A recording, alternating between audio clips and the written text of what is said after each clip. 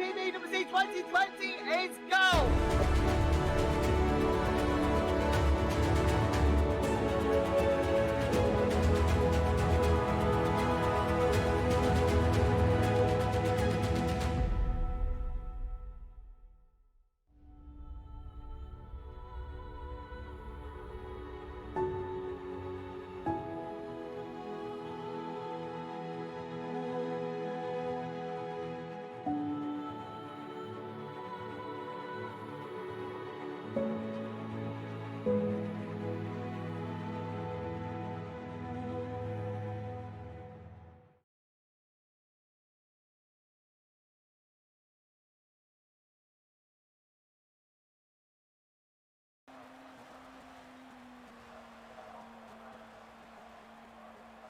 Hello, everybody, and welcome to round 7 of Supercup here in Paul Ricard.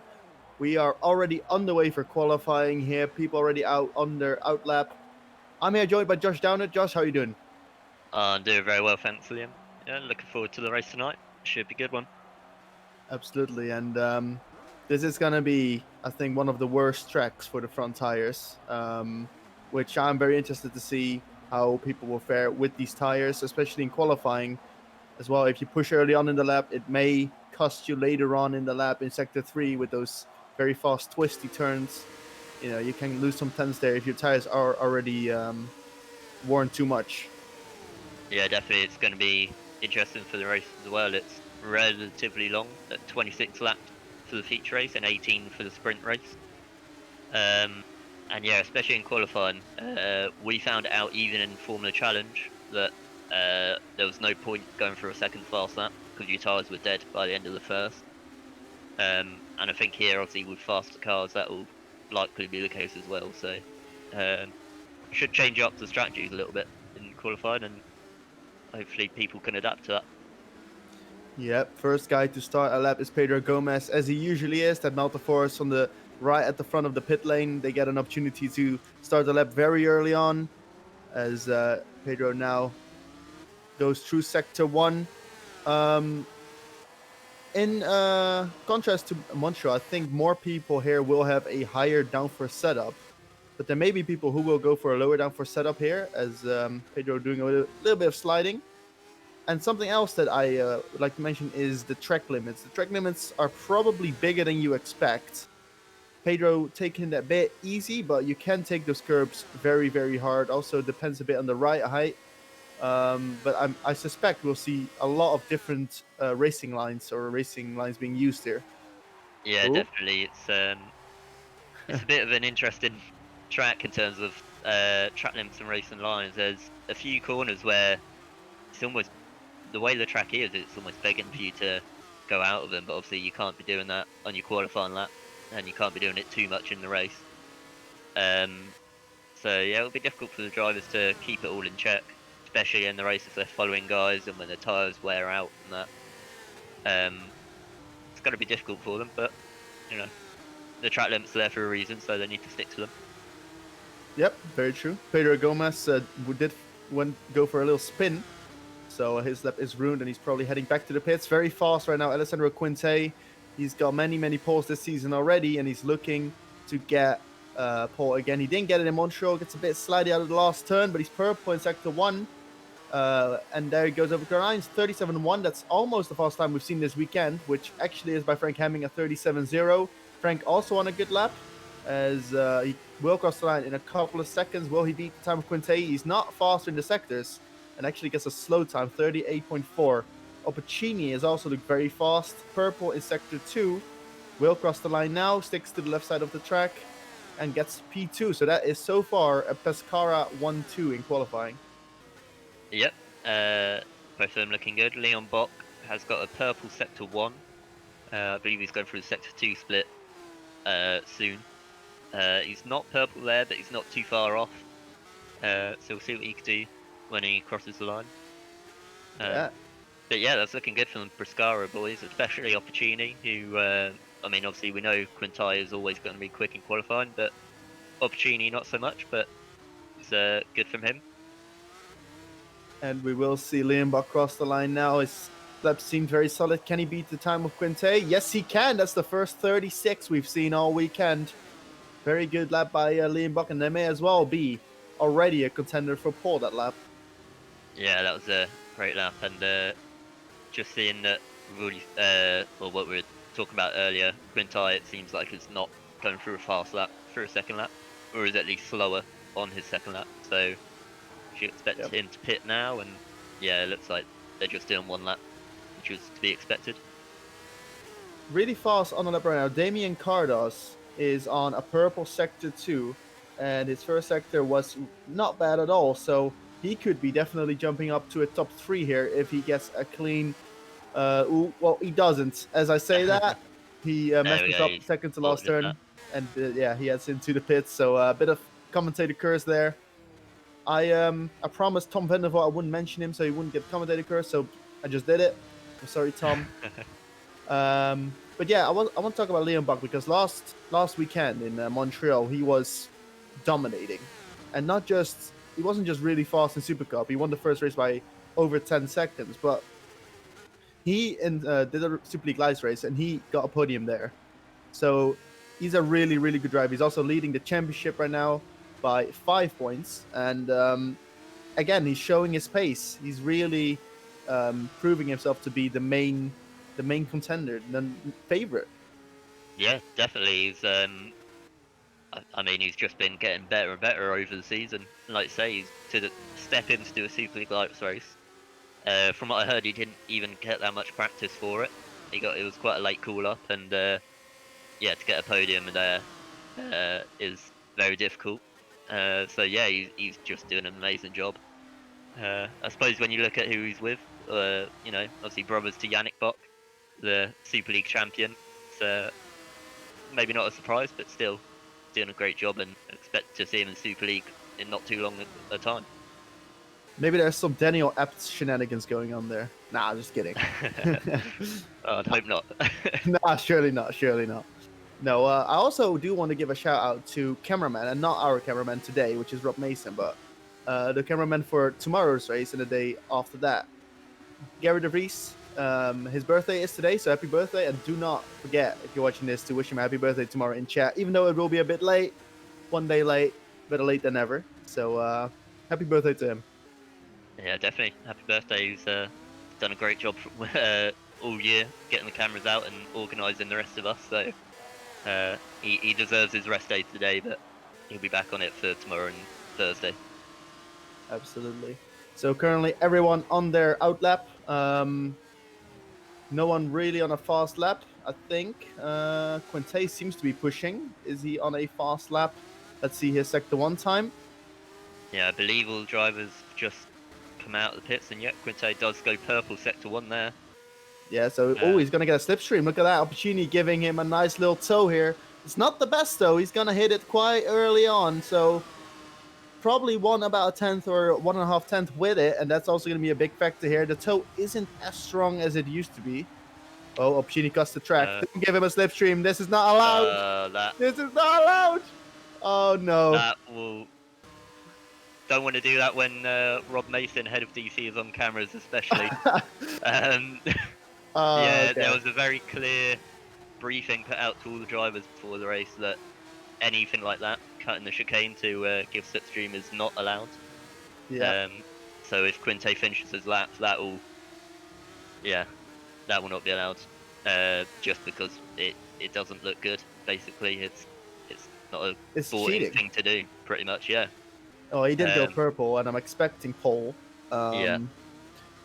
But this is pole with an asterisk to it, I would say. A provisional pole with an asterisk. Yeah. And he does go with a 0.7.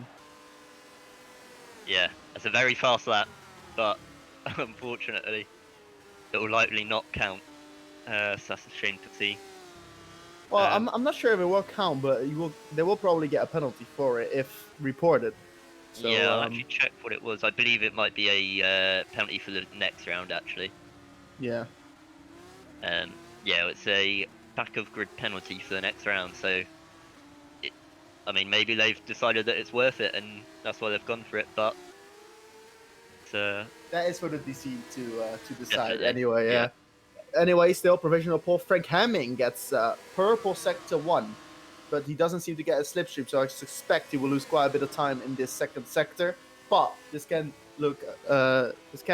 become a very good lap, and he can definitely jump into the top 3 positions if he keeps it clean. Just seeing in front of them, Carlos. Opportuni on a fast lap, and Quintai did the same thing to give him slipstream as well at both parts of the straight. So Opportuni will likely do a quick time too, but Cardos just jumped to P3 a while ago, and yeah, he had that very good lap, purple sector 2 if I'm right, and then unfortunately made a mistake in the second last corner, but this time he's managed to put it together and gets P4 as Ruud Heestebeek in the meantime gets P3, beats Cardos by 0.05 of a second, and very good job by those 2 drivers, as Frank Hemming now actually goes to the final turn, takes it very wide and very drifty. This doesn't seem very fast, but does he improve? Yes, he does, and he gets P3. Yeah, that's a great lap. I noticed he seemed to be a bit, I guess, aggressive on the tyres. Maybe, well, because they don't have to be used for a second lap. Clearly, he's just wanting to get everything out of them, but very good time from him to go P3. Yeah, he got a purple sector 1 and didn't improve in that last sector, so there is still time for him. He'll have time for one more timed lap. That's a lot of times I said time in one sentence, but that's all right. Yeah, he will have time for one more, and I think so will the majority of the drivers here. Menoclon just improved to a 137.7, which is P10. Opportuni also gets himself into P6. Keersmake is behind him with David Junt in P8, doing a way better job than he did in Montreal. Had a very unfortunate round, lost a lot of points, but he's looking to redeem himself, and so far he's right back up to where he should be. George Whitehouse in P9, doing a great job. Got a double podium last weekend, and then Menoclont in P10. Yep. Yeah, David Young doing a much better job, like you say, than last time out. Believe he still got points in race 2 last time, didn't he? But for the team especially, they'll be expecting a bit more, and it looks like this time he's back on with that. At the moment, the whole top 10 looking kind of as they are. Janus Walborn in P11, maybe expect a little bit more from him, but we'll see what he can do on this. Will likely be his final lap. Is he pushing right now? Janus Walborn. He isn't going green. Maybe he isn't. If he's returning to the pits, it's cutting it real close, but I think he'll just barely make it. I think most of the people will make it. Michalek will not. Michalek just finished... Well, he's starting his final lap actually now. So, Michalek also a very fast driver. Can definitely get close to pole. I wouldn't say he will likely get pole, but he can definitely get close to it. So maybe let's see what he can do in his first sector. Seems cleaner than what Frank did, and Frank did a purple sector. Does he go green? Yes, he does. He's actually not even that far off the top times. 27.5 for him. Just noticed Tom van der Voort down in 17th place. He had a pretty slow first sector, but actually purple sector 2. Looks like he might have got slipstream judged by the cars in front, and he doesn't improve on that lap, even with the purple sector 2. That's interesting. He did 2 laps in a row as well. Oh, did he? Oh, yeah. Oh, yes, he did. So maybe then that's showing that's showing then maybe that the tyres give up a little bit. He could do well in sector 2, but clearly just not enough grip there in the other 2 sectors to be able to improve. Nope. Michalek in the meantime gets green in both sectors, and he's actually looking very fast. He could definitely jump up to at least the top 7, I would say. Or at least the top 8 rather, because there's quite a big gap between number 7 and number 8. Comes across the final turn right now, and everything, he misses the apex a tiny bit, but doesn't seem overly dramatic. Let's see where Michalek jumps up to, as most other drivers still set up now. Yes, that is P7. Nice jump there from Michalek. Very good lap. It's interesting seeing the all the other drivers that have come up to their final run. Maybe they're doing a semi-push lap on this one and then getting the final lap in right at the end. See Quintai, first 2 sectors, I mean, they're off the pace and he was slowing down there to let people through. What I think is that he is just sacrificing his own last lap to give Opportuni a big slipstream like they did to Quinte. That's what I think. That's what I'm 99% sure of, because Opportuni is right behind Quinte now. Interesting there. Yeah, Quinte didn't open the DRS. Well, not as quickly as he could. Doesn't seem to be pushing too hard, so yeah, he could be doing just that. Which I guess for the team is obviously good if they could get them both right at the front. That'd be great for them. Yep. And here we go, Opporuni on his lap. And, well, there's definitely going to be some slipstream in here. Quinte right in front of Opporuni, and here comes the big straight. Oh, goes a bit wide, Quinte, but yeah, this is going to be a juicy slipstream. And they will likely cut in front. Actually, the slipstream isn't as good as it could have been. No, I think maybe he mistimed it slightly. It looked like Opporuni was getting held up, if anything, in that first sector there. And yeah, in fact, he's down on his time, but yeah, he'll be getting a second slipstream here. If anything, a slipstream on this straight is more powerful. They ruined it. Yeah. Well, the that slipstream is normally more powerful, but yeah, they didn't time that one all too great. Be surprised if Opporuni does even improve on this lap. Yeah, he's not even improving on his time. In fact, all of the top 8 so far after the first 2 sectors are not improving. Devijon, Whitehouse, and Menno behind, though, are all improving. Oh, Whitehouse is looking very fast, actually. Whitehouse might jump into the top 4. This is a very good lap. He's done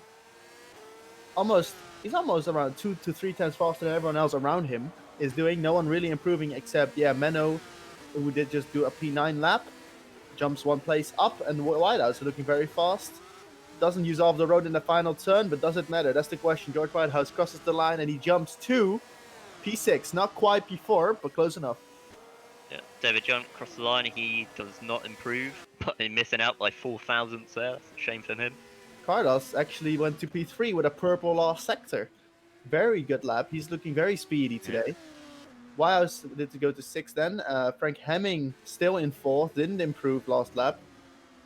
Who else? I think. Well, Leon. Frank can still do a lap, but it's not a good one. Leon Bock improved to only be 500ths off Quintile. So very good, and I'd be surprised if he got as much slipstream as Quintile did on his lap. Yeah, well, he was a 10th off in that middle sector, so that slipstream may have got him Quinte a pole. Before Opporuni, it didn't get him further than P7. So that is qualifying done. We have Quinte on pole, Bock on P2, Cardos on P3. Surely he's going to be very happy with that. Frank Hemming P4, Hastenbeek behind him with George Whitehouse P6, Opporuni P7, Michalak P8, Keersmakers P9, and Klont on P10. That was an interesting qualifying session. Breaking the rules works, but it may cost them big time in the next races. That's Silverstone, if I'm right. Yes, it is. Yeah. And even for Opporuni, it maybe didn't help him out quite as much as they would have liked. Nope. So obviously it is up to the DC to decide what happens, but I mean, I'd say that was clear as day what's going to happen there. Yeah. But the interesting fact as well, from P11 to P21, that's 10 positions, is the gap is 4 tenths. So that slipstream can definitely get you up quite a bit of places. So, you know, it's just what you consider to be worth it, or, you know, maybe they didn't. Oh, actually, interesting. Quinte is deleting his lap, so he's taking a 37.1. So that means he's gonna start P. Is that P3? That means Leon Bock is on pole. Well, maybe didn't know realizing that it maybe thinking that it didn't work out quite as much. Is he listening to the broadcast? That's the question. That's true. It could be. Just checking it back, he didn't get any slipstream actually on that 37.1 lap. So that's allowed. Then. All right. That's definitely allowed. So we'll have to see what Opporuni does with his lap. Actually, he didn't improve on the slipstream lap, so that may be fine. Yeah. So, all right, that is qualifying done. Very, very interesting. A tiny bit of drama already. We'll be back for the first race of this surely exciting event. I can't wait to see what the tires will hold up, or how the tires will hold up, rather. So stay tuned. We'll be back as soon as possible with race 1 of Supercup.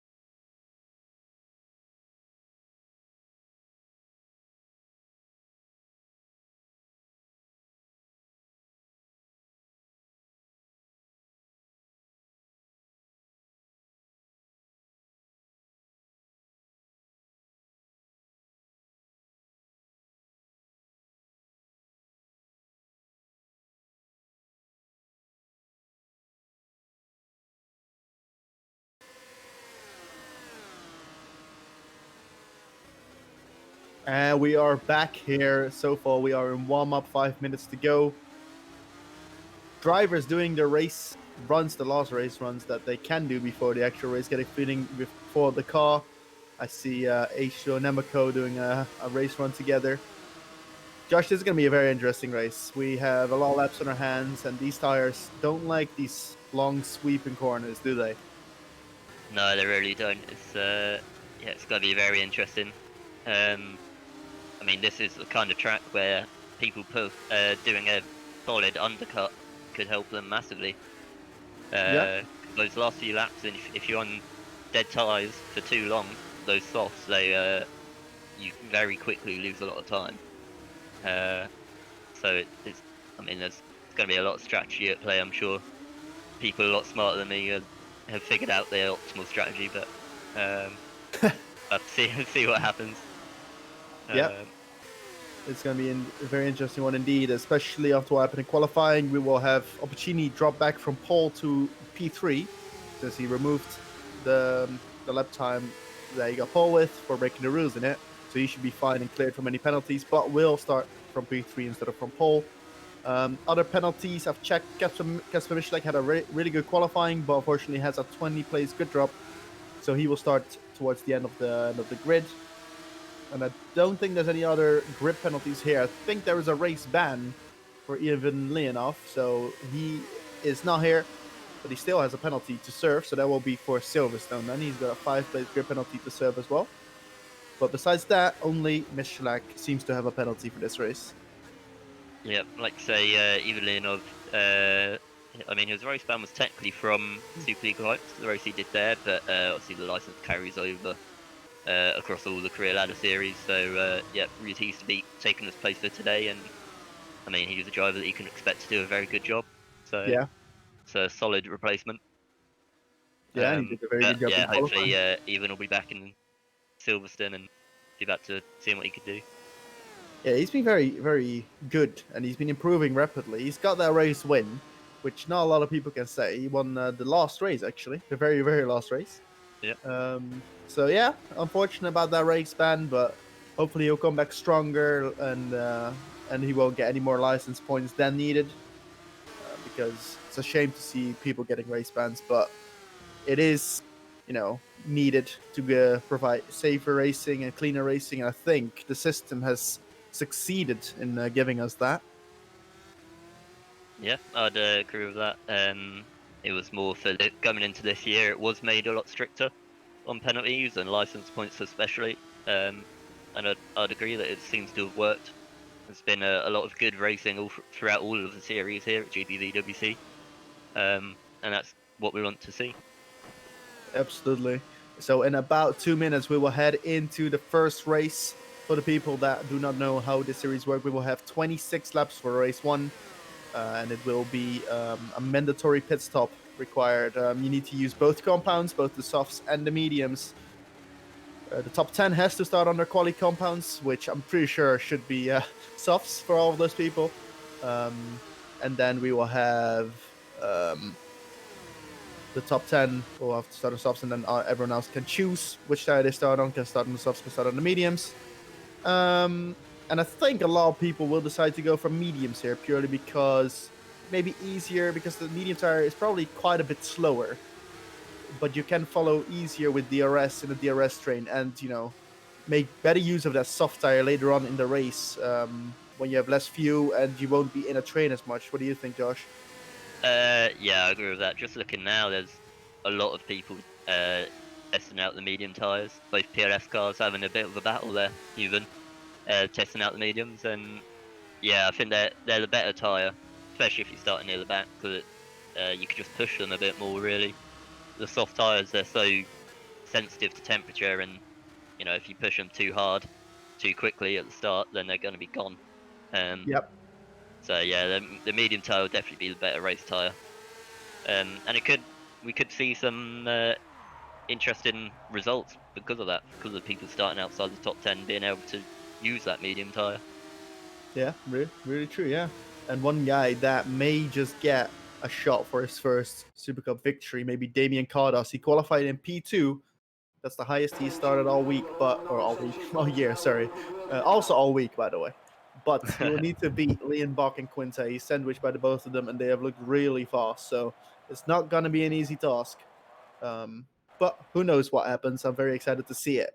So race 1 will be 26 laps, and then race 2 will be 18 laps, sprint race, and there will be no mandatory pit stops. But 18 laps. I'm curious what tire people will start on. I reckon it will be the mediums, but that is for later. Now we have this feature race on our hands. Yeah, I agree. I think the mediums by then, definitely. But we'll see. Maybe in this feature race, some people will pull out a massive strategy and go 18 laps on the softs in this race. So Yeah, and then that will make it all the more difficult for us to guess for race 2. But yeah. The we'll thing have is, to see. with Supercup, even if you could do like 25 laps on the softs, it's just not. It's not viable. It's really not viable because Yeah, it's not you would always need the to do quickest. 1 lap on the mediums, which doesn't make sense. So they can push the tires a bit more than usual. But we are underway with the formation lap. We have Leon Bach on pole. Not unknown territory for him. It's 2 in a row. We have Damien Cardos right behind him. Best qualifying of the season. Quinte was originally on pole, but got his lap deleted. Now back to P3. Frank Hemming, P4. Haysterbake replacing the band for 1 round, evenly enough. P5, great job by him. George Whitehouse, P6. Papuccini, P7. Mattia Keersmakers, P8, around that reverse grip pole position again. So he's known for getting those. So let's see what he can do today, and if his luck strikes again. Menoclon P9, I'm sure he's going to be happy with that. David Junt on P10, looking to score some good points for Crossfire and retaliate from a bad weekend last time around. Janice Walborn, P11, Peter Gomez in P12. Behind him, Ziobinski with Lorenzo de Cudis returning from a race ban back on P14. Tom Vandervoort, 15 with Koenig behind him. Then Galka, Ragoza, P18. Milan Rajkovic, P19. Andrzejewski on P20. Vicentovic behind him. That's a lot of Polish people, by the way, in a row. That's 5 Polish people in a row. P22, Jack Nichols. Ben Willis behind him with Mark Fuller. Kasper Michalak, who got a big, hefty penalty. And Scott Mitchell on P26, rounding out the field. Scott Mitchell actually also got a penalty. 20 places, just like Michalak. So they start at the end of the grid now. I'm curious to see who is the first one on the mediums. So far, I see Ziobinski, and he's been known to start on the medium tire more often than not. But for the majority, I see a lot of people on the soft side, Josh. Yeah, I was quite surprised about that, because behind Zubinski in P13, you then have to go all the way back to P19, Milan Rajkovic, to get the next person on the medium. So I am a bit surprised at that. Maybe the team's thinking it just doesn't work out as well, but we'll have to wait and see. Yeah, then I mean, even as you go further back, even right at the back, there's a lot of people on softs. So maybe we've called it wrong. Yeah, true. We're not as smart after all, are we? Exactly, yeah. All we're good at is cursing people when we speak about them, but but it's not really possible to not talk about anyone. Well, so yeah, it'd be a bit of a bad dream, wouldn't it, if we just don't talk? But yeah, we'd get fired, which is not nice. No. William Buck, first guy to line up on the grid. Scott Mitchell hasn't even started to begin with the second to last corner, but he's now around it. So Liam Buck will have to wait a long time. Quinte warming up the tires real nice. They will be very warm as we are waiting for Mitchell to line up on the grid, which means all 26 cars will have lined up. Everyone warming up those rears. You don't really want those rears here. They don't matter too much. So getting rear wear here is not that important. Not a lot of big acceleration zones.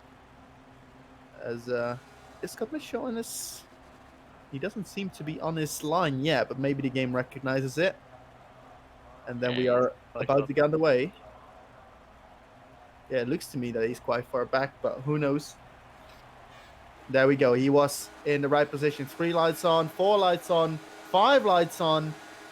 And there we go. It's a really good start from Leon Buck, but Quinte has a better start than Cardos, already going down the inside and looking to take that position back, which he got taken away from him in qualifying, and he does get it back.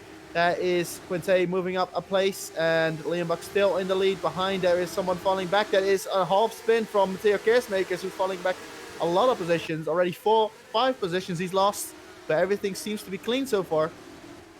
Yeah, looking clean all throughout the field. I noticed George Whitehouse made up a few positions. He had a really good start. Like you say, Keersmakers having a bad start. Keersmakers just had contact with Tom Vandervoort, and now that gives Lorenzo de Cutis an opportunity to do swarm all over both of them. They're 3 wide, almost 4 wide down the straight. This is a great battle. And the front, there's also George Whitehouse and Frank Hemming. Frank Hemming down the inside. There's a lot of battles going on. Ooh, what happened to the 4 wide? Seems like Tom Vandervoort came out best with Matteo Keersmakers behind. But we have Frank Hemming and George Whitehouse in a great battle here. Frank Hemming around the outside. They seem to have about equal top speed. George Whitehouse maybe a bit more, but the slipstream can definitely make a big difference. Look at Appiccini. Gets a lot of speed behind, but doesn't make the move stick. So George Whitehouse stays in P5. Frank Hemming behind him. Yeah, just noticed, so the only sort of incident we seem to have was Milan Rajkovic went for a spin out of, I believe that's turn 6, the downhill hairpin. Looked to be just four people trying to fit into there, doesn't work out. And unfortunately Rajkovic came off worse. Oh yeah, there was some... And Mitch Schlack is actually out of the race as well, which could Yeah. have been the same incident. Well, he got squeezed by 2 cars, and his whole wheel was aiming the wrong way, and he decided to go over, and that is his race. Milan Rajkovic also DNF. So 2 Polish people, unfortunately, are out of this race. But that doesn't end the race here. We have 26 laps to go, and everyone still very close. DRS will open in the next lap, so for now, all they will have to work with is a nice little slipstream, which can be very strong. Yeah, I'm sure Quintai's got his practice in for slipstream. Let's see if he can use it to good effect against Leon Buck. Well, Frank Hemming here seems to be very close to George Whitehouse here. Can he make a move? Is he? Oh, he's not going for it. He's lifting off a bit. Doesn't want to pause him here because he'll be a sitting duck for the next straight, but he wants to get a good exit here and then try and pause him for the next turn. So can he do that? Gets the nice little slipstream. Can he get enough of it? It doesn't seem. Is he lifting off? Could be waiting for the DRS, maybe. Yeah, Not wanting to be sitting duck on the next lap. That's a very good point, yeah. So David Junt and Giannis Walborn, I would say, are the biggest winners, with Menno Klont and Matteo Keersmakers are the biggest losers. Menno and Matteo both lost around 3 positions. Matteo actually lost 5. So he had that little wiggle at the start, and he had to lift off and lose a lot of positions. Menno, I'm not sure what happened to, but he's lost 4 or 3 positions rather. And on the other side, David Junt has won a few, and so has Giannis Walborn. So people getting good starts and people getting bad starts like usual. I'm sure David will be looking to charge up to this big, well, it's not really a big train, it's a 3-car train that's being led by George Whitehouse. Frank Hemming eager to get past, and then Appiccini chilling behind. Yeah. Yeah, overall been pretty clean. Cardas doing a great job to, I mean, obviously he was lost 1 position, but considering he's up where he hasn't necessarily been so far this season, he's doing a great job to keep with them, and obviously with DRS this lap, should be able to keep with them quite well. Talking about DRS, Frank Hemming is really going to make a move now. He did need wait for the DRS, and there he goes along the inside. It seems to be a done deal. George Whitehouse braked pretty late, but it's not enough, and that is the position gain for Frank Hemming. And now he's got about 2.5 seconds to gain to Ruud Heestebeek if Whitehouse can't get him back before the next corner, because the slipstream is very strong here around this corner. Whitehouse, will he get a look down the inside? Yes, he will, and he sticks it there. Oh, but the outside is probably the favorable position to have here, and Whitehouse gives it up, and that is Frank Hemming, who officially now gets P5. Yep, while that was happening as well, Matteo Keersmakers did a great move up the inside of Menno Klont at turn 10 there. Menno just quite sensibly backing off afterwards to not cause any sort of collision, so Keersmakers up into P12. Yeah, good job by him, and everyone's still so close. There's a bit of a groups of people. We have top 4 all close into each other. We have the P5, 6, 7, and 8. all really close to each other. And actually, David John has, in one lap, closed the gap between himself and Opportuni. He did a 38.9, and Opportuni was almost a second slower. So that is a big pace difference. Let's see if he can make use of it. Yeah, I noticed. I think he got very lucky. He got just about within the DRS zone on the back straight last lap, which obviously would have helped him quite a bit. Yeah, Frank Hammond already is running away a little bit. He'll be hoping to close in on those top 4. Well, not a little bit. Already. Second. Well, I would say a little bit, yeah. And now Opportuni. Opportuni down the inside, and that also seems like a done deal. George Whitehouse brake late last lap. He does it again. He defends. Ooh, almost a touch. Oh, and there's a half spin of Opportuni. Now that may give David John a nice little move. Well, actually, he's quite far away, but he definitely looks down the inside, and that is quite unfortunate. Opportuni seems to be running quite low wings. Gets out of the slipstream here to not get dirty air around this corner. Maybe looking to get a move here on the inside. Nope, that is too optimistic. And nice defense from George Whitehouse. Brakes very late. Yeah. Yeah, very good braking from George there. I noticed Damien Cardas, he's dropped back quite a bit for Quintana, and maybe he's missed a sector split, so I'm not too sure what's happened there. Yeah, he's caught went a bit wide or cut a corner, and he did lose time from it, which gives him leaves him vulnerable to Ruud Heesterbeek, who's right behind him. And I don't think, well, Cardos just barely has DRS, but if he doesn't keep up, that's going to be gone before the next DRS zone. Yeah, just look further back. I think Tom van der Voort must have had an issue there. He's dropped a couple of positions. Oh yeah, he just went too far into the curb under braking at the final corner. And it's lost him a bit of time. Oh, and that is a big battle in front. Yeah, Mathieu Keersmakers and Mathieu Zubinski right beside each other. Menaclon giving it a little look. I think Mathieu Keersmakers is struggling out of that turn 2, which he also did at the start. But he keeps the position. But look at this big train. There's like, what, 8 cars right behind each other. And the guy that has the biggest problems is Mathieu Keersmakers here. But he gets a very good exit, which actually instead may give Menno an opportunity to attack Zubinski. Yeah, I believe it was actually Matteo trying to get past Zubinski the last few laps. Tom van der Voort with massive straight line speed there, almost hitting the back of Menno-Colon. It's, I guess a 5-car or 4-car tow will do that to you, but that is a big battle going on. And look at Menno, he's might be under attack from Lorenzo the Cutest here. Oh yeah, the Cutest goes around the outside, or the inside rather, of Klon. Can he stick it there? No, he cannot. Well, Klon goes wide, but he keeps that position. It's a big battle here going on, and not a lot of people gaining because they all have DRS, except of course Keersmakers, but he seems to be fine on top speed, so not under too much threat. Yeah, and also Janus Goulbourn there was trying to go for a great move around the outside of David Young at Le Bousset. Unfortunately not quite able to pull it off, but they're getting a little bit feisty. Guess trying to close up on George Whitehouse in P6, who doesn't quite seem to have the pace of the top runners. And Opportuni is also sort of holding these two back. Yeah, we may have an attack in the front actually. We have Quinte really close to Liam Buck, and we have Cardos being attacked by Heesterbeek. There's too much action to follow everything. We try our best here. I think Quinte, well, yeah, it goes. Buck goes all the way to the left to get rid of the slipstream. Maybe it's a bit too early here to making a move, but for the next straight, he's setting himself up greatly, surely.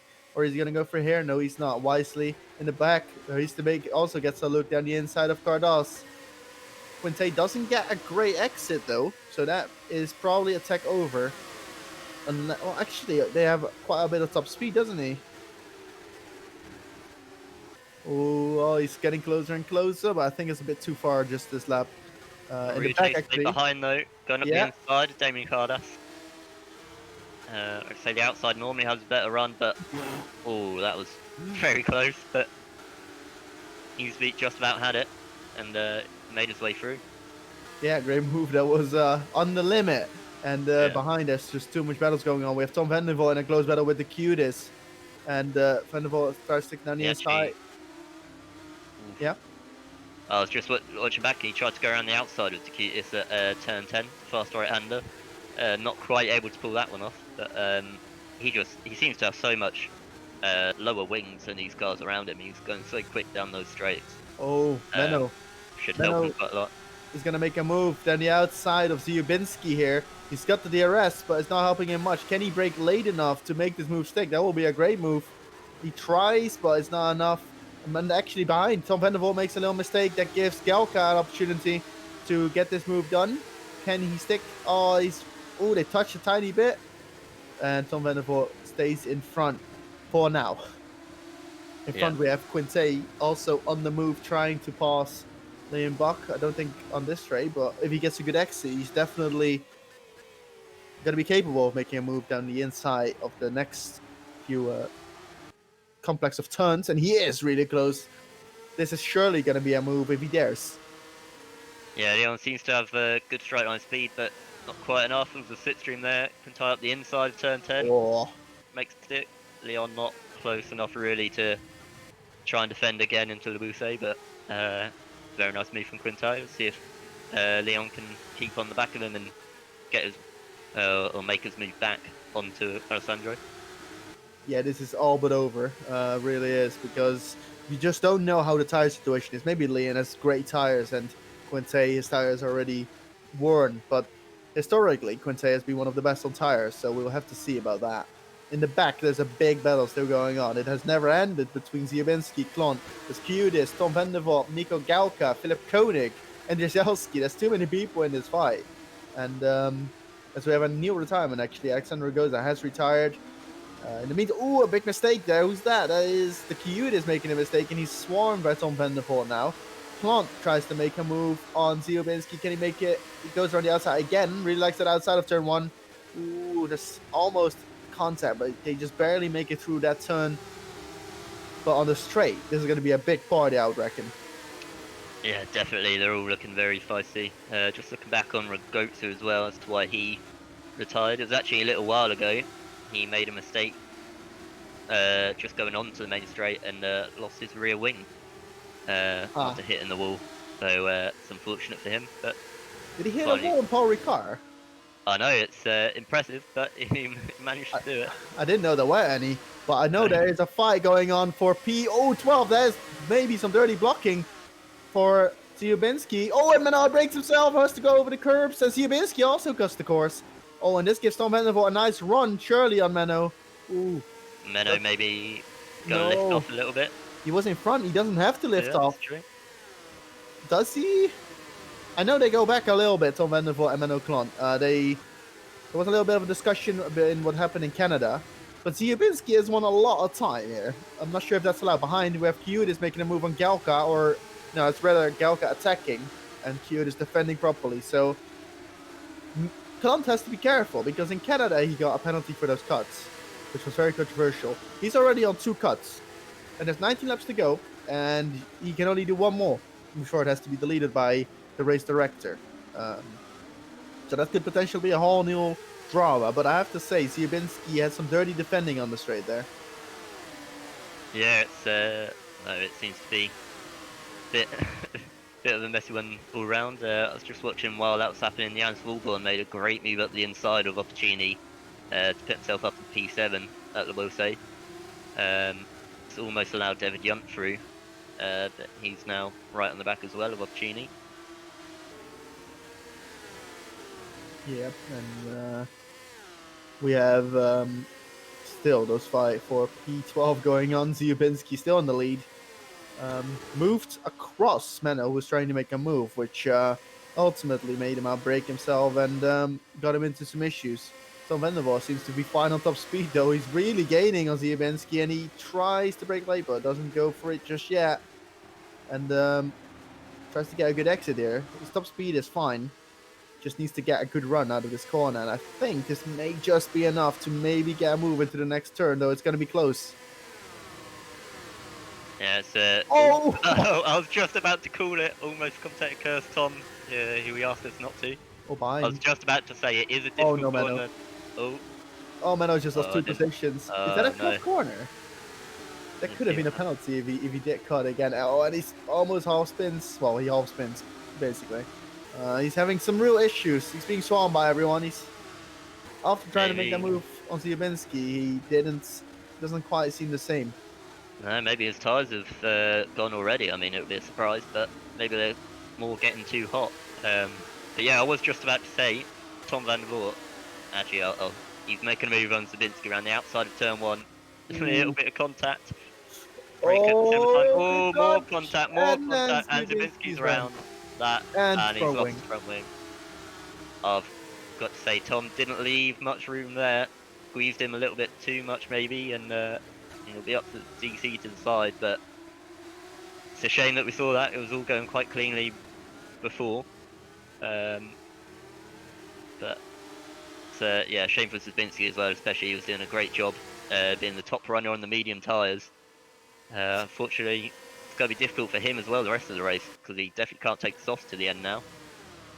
Koenig now making a move on the inside of Menno Klonten. This is Menno breaking late here, so he tries to defend, gives enough space here. Oh, Koenig steers, and that is a spin for both of them. I have to say that is Koenig's fault. Menno was alongside, and Koenig didn't pay attention, it seems like, and that is both of them round. Menno only losing 1 position to Jack Nichols, who's almost in the point-scoring positions, actually, which would be great for him. But that was an unfortunate accident, and you hate to see it. That's a shame. It looks similar to the turn 1 incident, just not leaving enough room, and yeah, if there's a car on the inside, the wheels are going to hook, and that's what happens. Well, Yannis Vulborn, he overtook George Whitehouse there at the inside of Le Bousset. He's done a great job to make his way through the field up into P6. I'll have to see if he's got the pace. Yeah, definitely. And Tom van der Voort pits, actually, after all of that. Maybe getting a bit of damage, but that's very early for a pit stop. Well, I'd say it's still a planned pit stop. Maybe going for an undercut. I'd say now the car should start coming in. Well, actually, yeah, Mark Fuller is also in the pits, who, from what we've seen, hasn't been in an incident. So maybe it is a planned pit stop. I don't know. For me, it seems a little bit early when we've still got 16 laps left. But if the mediums can do it, then yeah, like you say, it could be just trying an undercut. Yeah, undercut can be really strong here. Depends on where you get out on the field. Tom van der Voort is not in clean air, though if he passes Vicentovic, he will have clean air, so he doesn't lose too much time. He'll have a 9-second gap in front of him. Unfortunately as well, this has sort of ruined that nice battle we had brewing there, but with half of them pitting. But sorry, I just want to say Ziobinski has. I think he doesn't know where the pit and exit line is because he put a pit limiter on throughout almost turn 1. I'm not sure what happened there, but he's back racing. He's found the pit button and he is underway. Quinte pits, actually.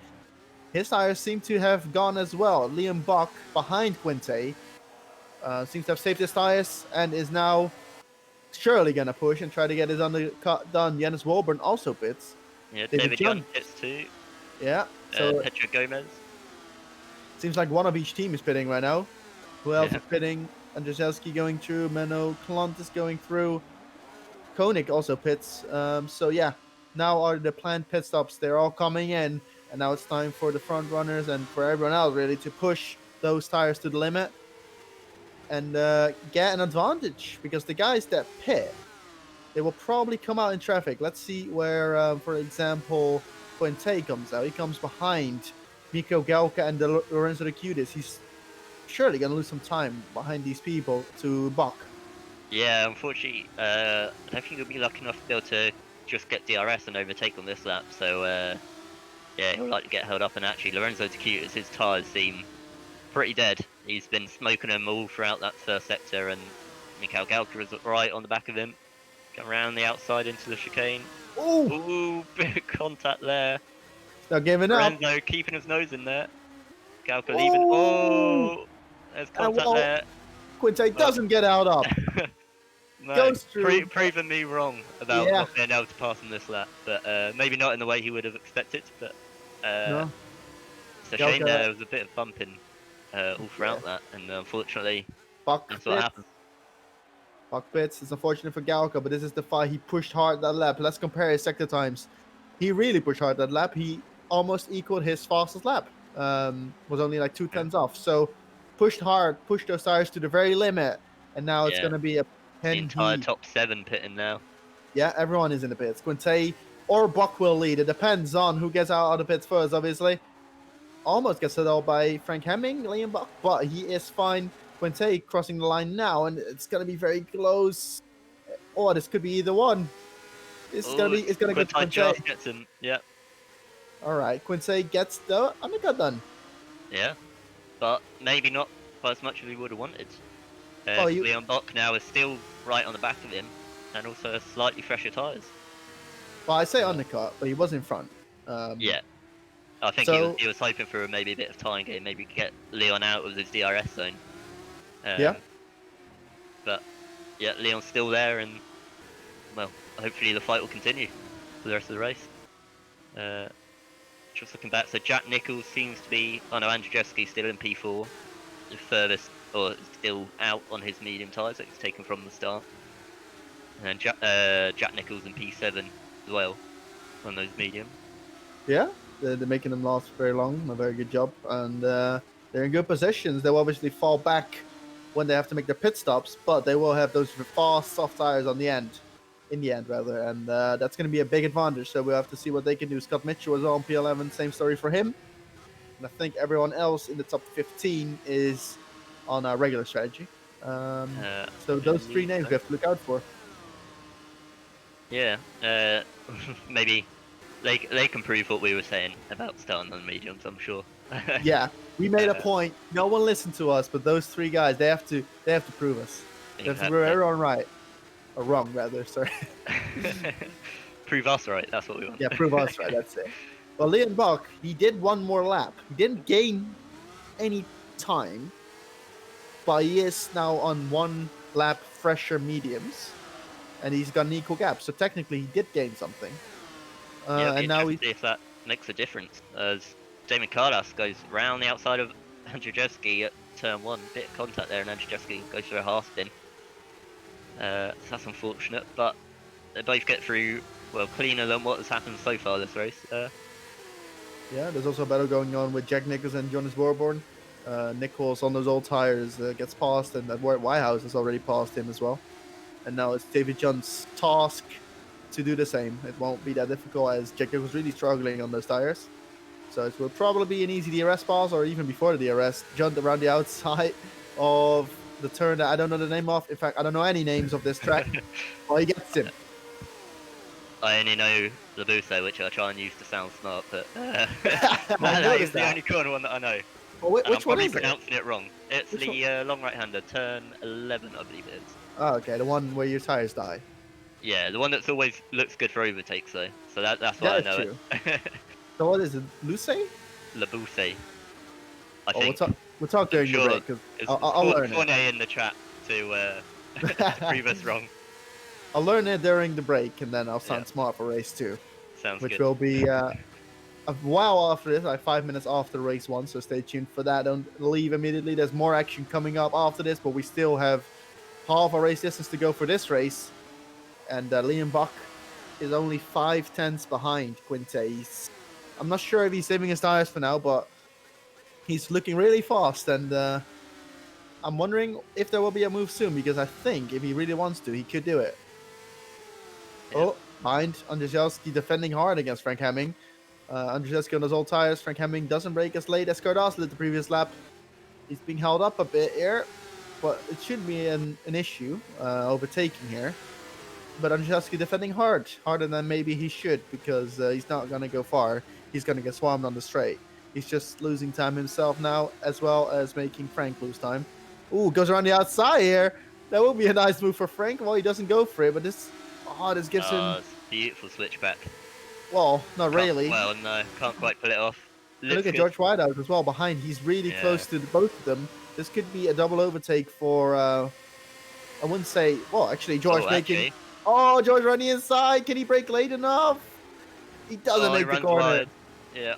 You have to give the position back to at least Frank. To both of them, really. He overtook both probably. Of them by going off track. And if he does, that's really bad, because then it'll be stuck behind Andrzejewski, which Frank Hammond just took a while to get past.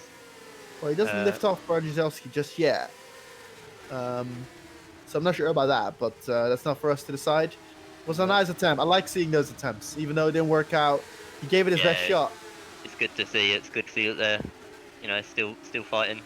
as Wallborn actually goes for a nice move up the inside there of turn 12. So, interesting spot. Yep. Oh, David John's. Oh, half spin for David John. Those tires are not going to like that.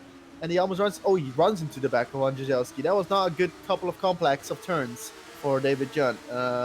Half spin and then hits Andrzejewski on the back slightly. A little loft tap. In the meantime, we have the first of the medium pitters. It seems to be pitting. It's Jack Nichols. He's going to go on those soft tires and try to gain enough time back so he'll be back in the point scoring positions. Who else is still out? We have Andrzejewski on those worn mediums. Should pit any lap now, I would reckon. And we also have Scott Mitchell in P11 doing the same thing. Yeah. I mean, the stint 1 guys, or the people that were on the slots for the first stint, so they pit after 11 laps. So I guess for Jack, might be pushing it a little bit too much, but we'll see. Hopefully he can keep his tyres last to the end. Yeah, and talking about the next race, someone that notoriously has been at the front of that race is Matthias Keersmakers, and right now he's provisionally P9. So he could get reverse grip pole again, and you have to respect him for getting in that position all the time, because you have to be there. You know, if you're not in between 6 and 10, you won't get reverse pole. So he's always doing pretty damn good in race 1, and it's what gets him this great starting positions in race 2. But he'll need to come luck for the if he finishes at P9 to get it. In the meantime, Andrzejewski's tires are completely gone. yeah, he is losing a lot of pace. Maybe it's I noticed as well Scott Mitchell got a bit caught out by Occhino at the chicane, locking up both front tyres, and he also is pitting. Yep, and Josie as well. Yeah, that's the last of the medium drivers that were in the mid-pack pitting. So now everyone is on their respective in the respective place. And Liam Buck is still really close to Quinte, but Quinte has a lot of top speed. So even with the slipstream in DRS so far, he hasn't been able to get to him. Or he's been able to get to him, but not besides him, which is what you want if you want to go for an overtake. Yeah, definitely. Tay going 304 down the straight there, kilometers an hour that is. I think even with DRS and slipstream, it's like Liam Botba, he's going almost 318, so it's very quick, but clearly not enough to get alongside him. Not yet, no. Well, who knows what happens in... Ooh, it was a bit wide there, but... Yeah, the dirty air in that fast before this turn... What's his name again of that turn, do you know? Lebousse. Lebousse. Yeah, or Lebousse, I think, maybe. I still haven't been corrected in the chat yet, so that's good. Probably right, though. You're probably Okay. right. Either that or Jeffrey Fournier is watching. Yeah, my GCSE French clearly working out well there. I know some words, but it's not much. And every Frenchman would laugh at me if I started talking it. So, so in front, we have Liam Buck. Quinte is now really trying to get rid of the slipstream. In the straight, he's going to the pit wall as fast as he can to not give Buck this slipstream. And Buck just follows him and still gets the slipstream, so it's not working out great for him. In the back, we have... What do we have? We see someone losing positions. Oh, it's Philip Koenig in a battle with Menno. Yeah. I think, actually, so looking at it, Koenig tried to go up the inside at Lebousse, backed out of it, but that put Menno offline just enough for him to keep his nose in there. But Klont did hold on, so see if this battle continues down into turn 1. Looks like he was a little bit too far back to try anything. Yeah. A very optimistic move he does, but yeah. he's too far. Oh, and he actually goes wide, so that's going to lose a lot of time to Menno.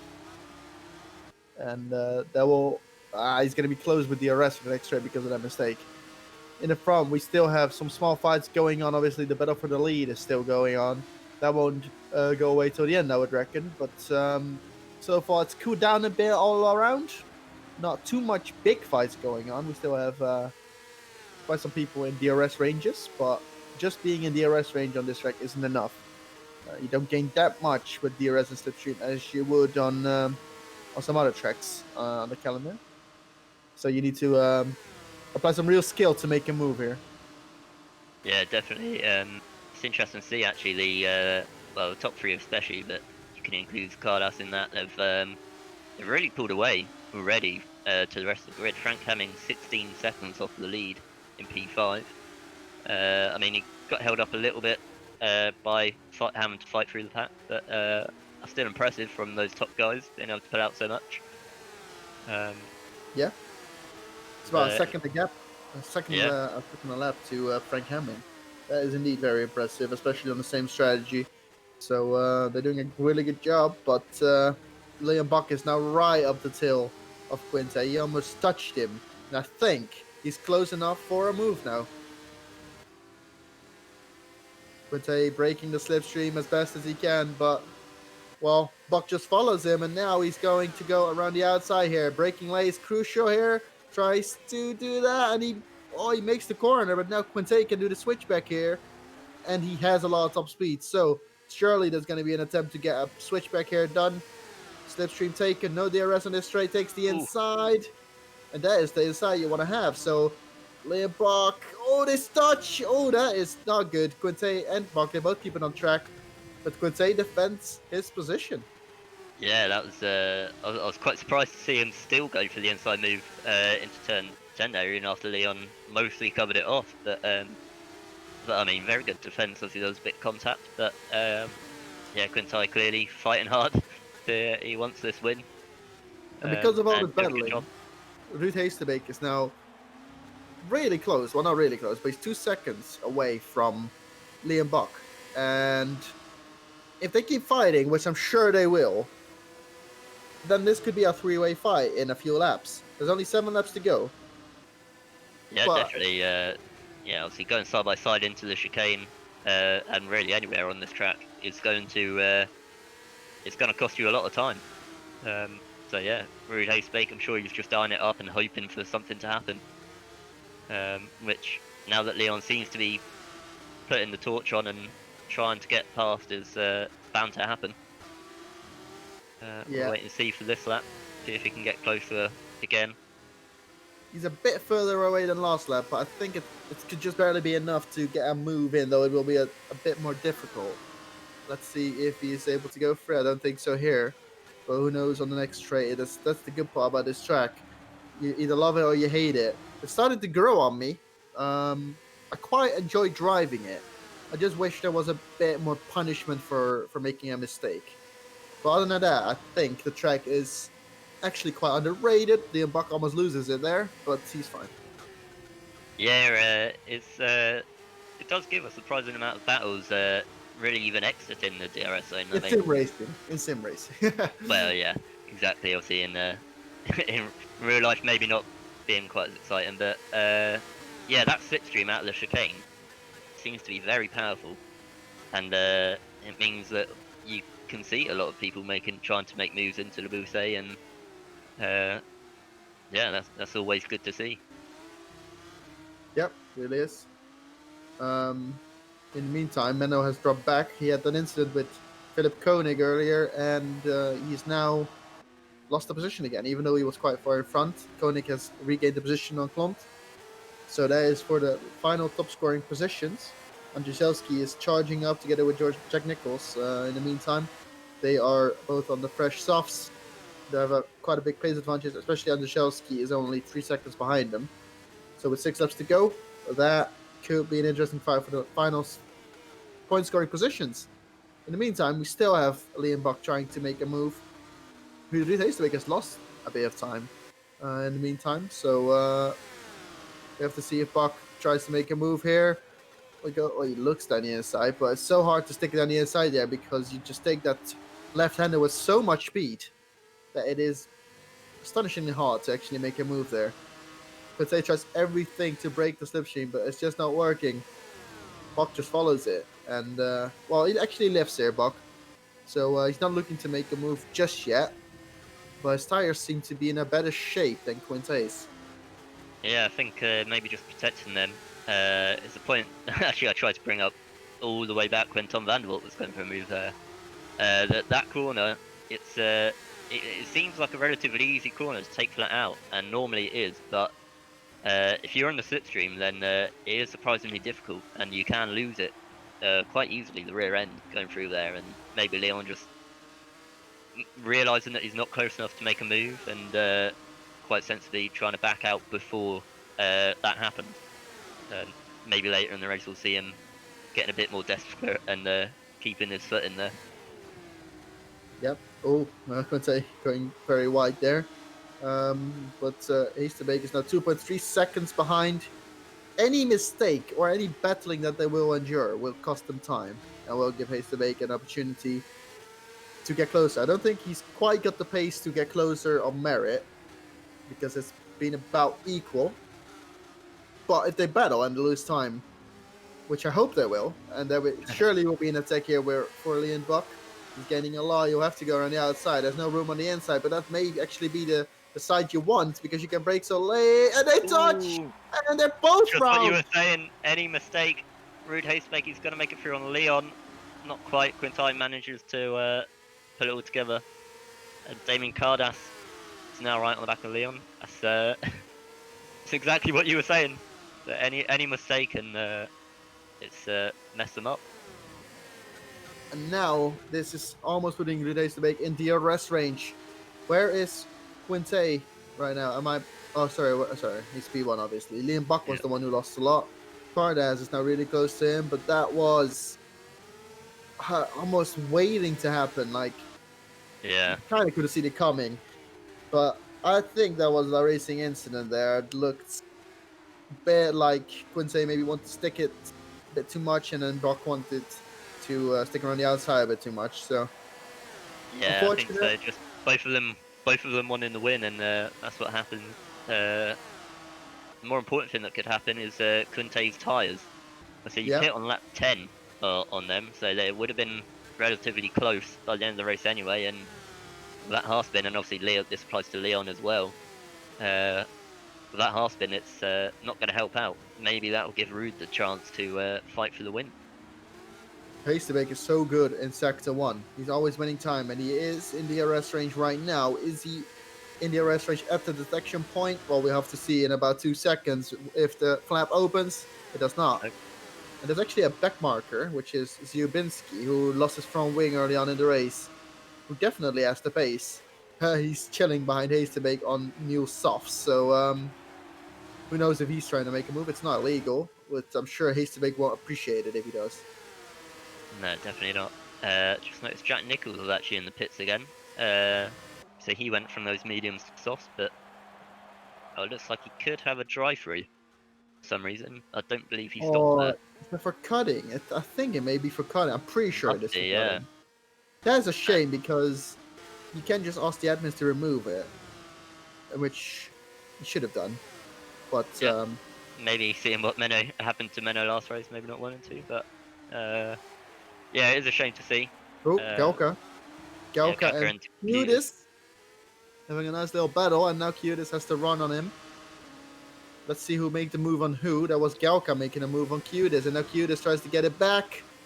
Galka has already gone for a spin and goes wide. Now Galka doesn't try to stick around the outside just yet, but it's hard to stick around the outside, but not impossible. Ooh, he's got the run here. Breaks slight touch, little love tap. Now he's got the run and they touch, but just keeps it together. So that Matteo Keersmakers passing David Yunt. So not making it too difficult for each other. Haystabeek. Haystabeek is so close to Quinte now. He's got the DRS, he's got the slipstream. The gap was only 5/10 in the last sector point, and he is really closing up. There's only 3 laps to go, and I think we may have another battle for the lead here. Yeah, definitely. He's maybe holding back a little bit earlier on, not able to quite close in, but now he's got the bit between his teeth. He can see Quintine in front of him, and he can see he's vulnerable after that spin, so maybe now he's properly putting the pressure on and seeing what he can do. If Haystabeek wins this race, it will be 2 wins in a row for car number 32 of Satellite Racing. Yeah. I mean, that would be the best way to, get a driver race plan and, or not get a driver race plan, sorry, but if your driver has a race plan, obviously the best way to counter that is to then win a race. As well, yeah. Yeah. So, obviously, because You know, if you get a race ban, that could be bad for your team if you're not able to find a suitable replacement. But here it seems to have worked out all right. Yeah, and he's going on for the win. We have 2 laps to go, and this is it just seems like Hastebeck's tires are better. Hastebeck pitted later. He pitted lap 12. No, rather, yeah, lap 12. Yeah, opposed to Quinte's lap 11. So that's 1 lap fresher tires. But we've seen what Buck did to Quinte when he had those 1 lap fresher tires. He was really reeling him in, and he was way faster until the accident, obviously. And even now, Buck is faster, but it won't help him much. He's a bit closer than he was last lap, about 1/10. And I don't think it's going to be enough just yet. He's not really opting for too much of a slipstream. And he really prioritizes the exit of this turn. That may be a smart move, but he's still probably a bit too far away this lap. Yeah, well, that's happened just looking back. Koenig and Menno Klont have been really going for it, and that's actually allowed Andrzejewski now past Menno Klont on those new softer tyres. He's been closing them in, and now they tried to go side by side. Oh, bit of contact there. Klont and Koenig tried to go side by side at turn 1. Klont obviously lost a bit of time from that, and now Andrzejewski's passed. So, and in front of them, Gauka and Takuta side by side again. Gauka going up the inside with DRS. More contact. Takuta's holding it around the outside. He's got the inside for the next bit though, and Gauka trying the switch back. Maybe not alongside enough. And going to be maybe a repeat of Quintai and Bock. Here with Gauka up the inside, going into turn 10. Deal there. There's an amazing fight in there. Gauka up the inside at the Labuse. And Takutas maybe has to back off there. Try and get the switch back if he can. That looks like Gauka has made the move stick. Yeah, Lorenzo can't quite stick its nose in at the next corner. It's a great fight in there though, but it has allowed Koenig and Andrzejewski right on the back of them. So see what happens with Andrzejewski actually going up inside of Koenig. Takuta's going around the out. Oh, bit of contact there. And Koenig's round. Koenig is round after contact with Andrzejewski there. Maybe Andrzejewski just getting a bit caught out. Koenig having to slow down, but it's a shame to see. Koenig was doing a great job there to be in the point. After I'm not too sure if he's got points so far this season. I'll have to check.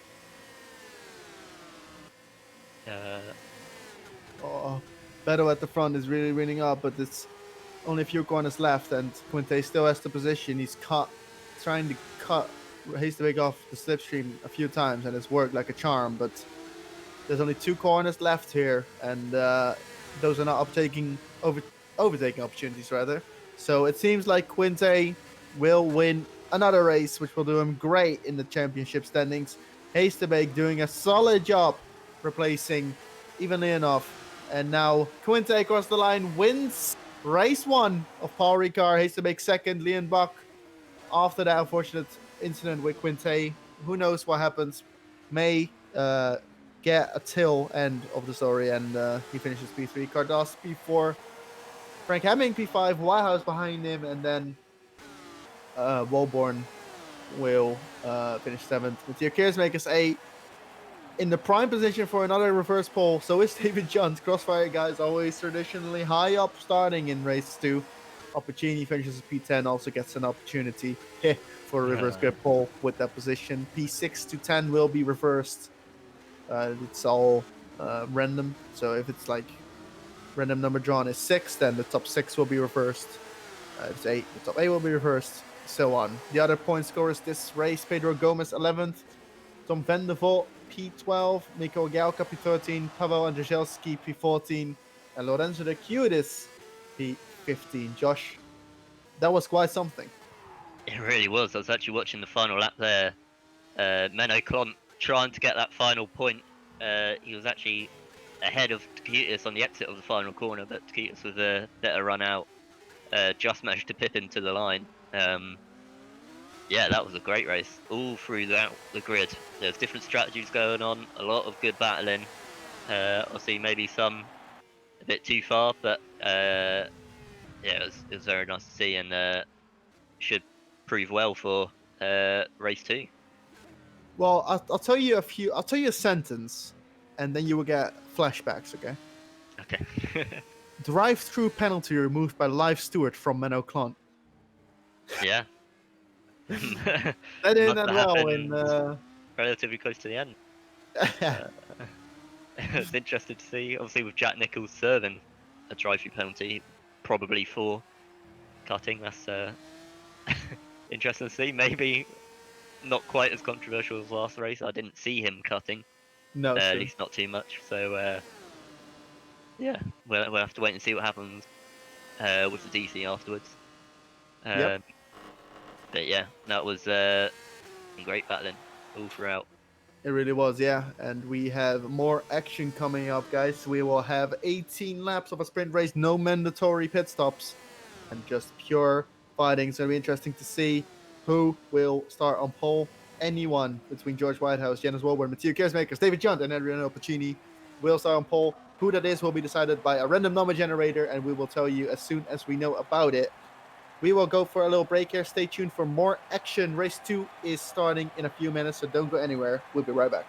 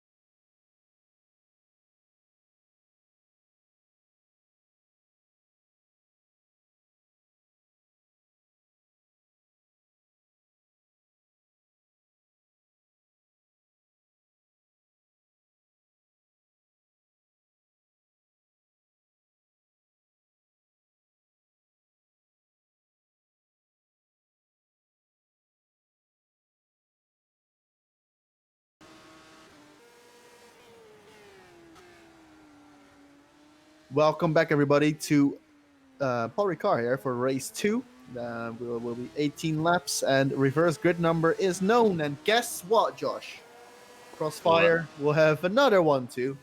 Their luck in reverse grid doesn't end, and they will continue their streak with David Johnson pole and Matteo Kersmakers P2. Yeah, I mean, at least it isn't Matteo this time. True, yeah. He's had it a few times on his own now, but yeah, I mean, they've got to be paying off someone, right? They'll be this lucky. No, but in all serious, I mean, it's good for them, honestly. Obviously it is luck, the exact position, but I know from knowing David Carter, team manager obviously at Crossfire, that's what he's all about. He's all about consistency, and they're consistently in the top 10. And if you're there, then you're always going to have a good chance of it. And they've just been extra lucky to get it or a lot of times so far. So Yes. we'll see what they can do. Obviously, was it David Junt won race 2 Bahrain? Was it? It was race 2, wasn't it, at Bahrain that he won due to reverse grip pole? Or I am will I have getting to that wrong? check that. Because I believe that was again where they locked out the front row. David Jones did win race 2, yeah, and Kersmakers DNF'd, if I'm right. Yes. Yeah, he had a bit of a mess race there. Hopefully, I mean, he seems to have been putting in some good performances since then. So hopefully, he can have a better time this time round. But yeah, I mean, like I say, they've just been a little bit of luck, but also it's just good overall by the team to put themselves in that position to get it. So we'll have to wait and see what they do this round with it. But yeah, and in terms of the team standings, this is going to be a very good thing for Crossfire, the Double Star 1-2. They are currently leading by 10 points if you don't count race 1, because obviously the scores haven't been updated yet since then, but they will still be very close to, they'll either be P2 or P1 provisionally by now. And especially with Menno Klunt not scoring any points and Frank only getting 5th, which still a good result, don't get me wrong. But compared to Pescara's win, it's going to be way less. They are currently 16 points behind Crossfire. So the fight between those three teams is so intense. And 1-2 starting positions in race 2 is just going to help so much. If they can if they can get at least a double top 5, that will be big for the team standings. it will be, yeah. Yeah, I mean, it's looking like a great battle between, well, mainly Crossfire, Namco, and Pescara, but yeah, any big points all they can get will be good. And as well in the drivers, obviously David Junt, maybe, I mean, he's still in the fight, but dropped back to P4 after the last round. 22 points off Leon Bock, so I'm sure for himself he'll be hoping for a good race as well. And as well, Tech Makers, obviously he missed a few races, but he's down in 12th in the standing, so he'll definitely be looking for a good result as well. So yeah, it could be good all round for Crossfire, but there's 18 laps before we find out what exactly will happen. And if it's as interesting as it was in race 1, it might not go quite as expected. No. And yeah, the team standings, as you said, is going, or sorry, the drivers' championship is going between 4 drivers. Is what it seems like. We have Liam Buck leading it, which will still be the case after this round, and he will have biggened his gap. Is that a word? Biggened? Increase. Increased his gap to Frank Hemming. Actually, Quinte may have overtaken Frank Hemming. It's Liam Buck in P1, and Frank Hemming behind 5 points. Then 10 points behind that is Quinte, and then 7 points behind that is David Junt. But keep in mind that this is without race 1 result, so it could be completely different. Liam Buck is still leading though, regardless of race 1, because obviously he didn't lose 15 points to Quinte there. Yeah, and another interesting thing, I guess, for the drivers is that obviously after the race 1 result, Frank Hamming is going to be starting quite up there. He's P5 for race 2. Yep. So he'll be hoping, obviously he'll have just less people in front to get himself to the front of the grid than Leon Bock and Quintai have. So he'll be hoping to take advantage of that and maybe help his own championship with that. So yeah, interesting all around, really. Also interesting is that we are missing 3 drivers compared to what we just started with in race 1. I'm not sure what happened there, but we will be moving to the race anytime now. Potentially, maybe just waiting for people to connect to the server again. Maybe there's some issues, but it won't be long, and then we'll be getting on the way for 18 laps of Paul Ricard. More action. I think we've proven that, at least at Paul Ricard, we provide better racing than real F1. Exactly, GPV. It's where you need to go for excitement. Yeah, not F1. Nah, I'm sure Vettel would choose GPV if he got the chance. definitely. Well, he's got his rig now, hasn't he, Vettel? So Yeah, true. So if it's only anyone's only a looking matter for a of time before driver, he's in Super League. if you're looking for an FC driver, give Vettel a call. So here we are. We are starting the race. 3 drivers have vanished. Not sure where they went, but we'll be starting the race with 23 drivers, all looking to score points or even a win. And it's going to be interesting to see what tires people start with, because you don't know if people can save the softs and make them last 18 laps. I don't think it will be a much used strategy. I see a lot of people on the mediums, but for example, Galka is currently on the softs, but that can change. Yeah, our factor isn't always the best at showing the correct tires straight away. No, Honestly, I'd be very surprised if we get many people on the softs, because I've seen, most people did at max 12 laps on them in race 1. but that's also And because the race is 26 laps, and you want to do more laps on the mediums. it is, of course, but also, Junt and uh, Galka are on the softs. yeah, we'll have to wait and see if that's correct. It should be correct, because On the when grid, you go actually, on yeah, the it grid, normally is. and now it resets. Now they're all mediums, at least for us. But Yeah. when you go to the grid, it should be fine. It's when the formation that begins and ends that it turns to a weird tire glitch, basically. Tom van der Voort, sorry, from P12, he didn't get away off the grid there. He actually Whoa. stayed in his spot and has gone back to the pits. Is that a Maybe throttle issue? could be a hardware issue, yeah. That's not a good That look. would be a shame to see. I guess while talking about this, we should go for a proper race rundown, so I'll get through that now. So obviously, like we said, reverse grid pole was P9, so that means David John in P1, and it seems to have updated with him on the soft tyres, so that's a very interesting choice there. His teammate Tekia's makers in P2 on the medium. Janus Wilborn P3, George Whitehouse P4, Frank Hamming P5, Damien Cardass P6, also on the soft tyres. Leon Bock P7, after obviously that, a little bit of a half spin in race 1, but I'm sure he'll be looking to put that behind him and fight through the field for race 2. We've got Ruud Heestebeek, a great performance to get a podium in race 1, and he starts P8. And Alessandro Quintai, race winner from race 1, starts P9.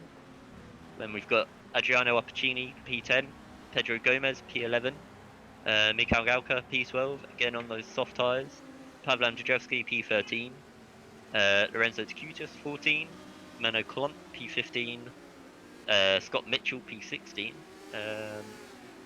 Philip Koenig, P17, Jack Nichols, P18 on the soft tyres, Mark Fuller, P19, Mihailo Vicentievich, P20, Teo Zabinski, P21, Ben Willis, P22, and it looks like Tom van der Voort has left, so it must be a hardware issue there, looking at that, which is a shame to see. Yeah, that is not what you want to see. Very, very good driver, and yeah, it looks like he just his wheel didn't stick in the input, his throttle didn't work, something like that. His gearing things changed either. I'm not sure. Looks like his wheel just disconnected. Very, very big shame, and he had some nice battles in race 1. Yeah, definitely. Yeah, David Young there just missing his grid spot and having to reverse back. Tom van der Voort is trying to rejoin, so we may see a restart here, but maybe for one person it doesn't normally happen. No. I think we're going underway. Everyone's almost lined up on the grid. Ben Willis, the final guy, and he is now in the grid slot. He's also a bit further than would be expected, so it may be just a trek thing. David John is on pole. There's 5 lights on, and they are out. And that is a really good start from P3, actually. That is Matthias Keersmakers with a bad start. Janus Wolborn immediately jumps in and goes around the outside of David John. Can he brake late enough for it to stick? He tries it. They touch, and that is Wolborn. He has to cut the track. John loses time. This gives Matthias Keersmakers an opportunity to put on the inside. Sorry. Who is that? Oh, that is Mark Fuller. And Mark Fuller, both at the back. Fuller without a front wing. Didn't quite see what happened there. It was just a bit of contact. I noticed. Oh, who's that going off? Oh, Keersmakers round. He has spun around. That is awful for him. He started P2 and he's now back in P20. He doesn't seem to have any damage though, so he can continue. But that is not what you want to see. In the meantime, Lorenzo the Cutest, there's a big battle going on in the midfield. He passes Andrzejewski, and Andrzejewski tries to cut back in front as well. We have Pedro Gomez on the outside of Michael Galka. There's too much happening. As well as Buck making a move on Whitehouse. I can't keep up with everything. There's slight touch in front with Buck, but Buck doesn't get Whitehouse just yet. So he has to try again. In the meantime, Quinte goes on the outside of Buck. We've seen this story happen before. And actually, Quinte gets the move done and actually goes for an immediate move back on Whitehouse. This could be a 2-in-1, but no, he chooses for safety. And he only gets the 1 position from Buck, but that's a nice move. Yeah, very nice. Looks like Quinte maybe having some connection issues there. Sorry, flying around a little bit. But yeah, I noticed when I was looking at the start there, Frank Cannon had a bit of contact. I'm not sure who with, but he almost actually spun himself. But he's kept it together and is in P4. And with Taya Keersmakers, it was the slightest bit of contact with Damien Cardas. Oh, technical. Then both on the inside of Andrzejewski. I'm sorry to interrupt you, but Jack Nicholls around the inside of Andrzejewski. Does he brake late enough? No, he doesn't. And then it's Lorenzo the Cutest giving a little love tap to Jack Nicholls. I'm sorry to interrupt you there for something that didn't even happen. Go on. That's okay. Yeah, it was the slightest bit of contact, wheel-to-wheel, like face-to-face contact between both of them, and Cardas just about got lucky, I guess, managing to hold on to it, and Keersmakers not so much, and went for a full spin. Dropped him down to P19, and it looks like he's got a bit of damage there. He's sliding about a lot, which is a shame. I see this happen in Bahrain as well, where he started on the front row and ended up dropping back. I mean, this one, you could say not really his fault at all.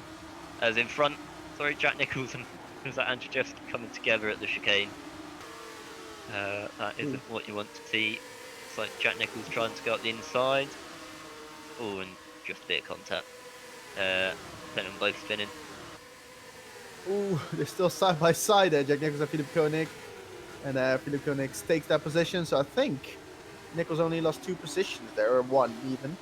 In front, we had Galka and Haysterbeek. Galka passed Haysterbeek on the straight, and is looking very fast behind Opportuni, Buck, and Quinte. So we have a different strategies. John is really walking away with it. Cardas on the softs is also really fast and reeling in Wolborn. So maybe so far the soft seems to be the better tire, but it can drop off quite dramatically. Cardas down the inside of Wolborn, breaks late. And that's a position gain from Cardos as well. Yeah, just think about it, seeing this. Maybe they're not trying to save the tyres. Oh, 2-stop. Could be. Oh, well, 1 stop. Oh, 1 stop. I always get confused. 2 spin. Yeah, I know why you do, but 2 spin. But because it's actually given me flashbacks to a race that I did in 2018 Supercup, China, where I went on a 1-stop on the soft tyres. And because of it, because I got reversed through a pole, I was actually leading for half the race. And in that race, it was 2 cars that did a no-stop on the mediums that ended up getting 1 and 2 and beating us. So could be seeing that here. Which would be interesting. Did you ever lead a race?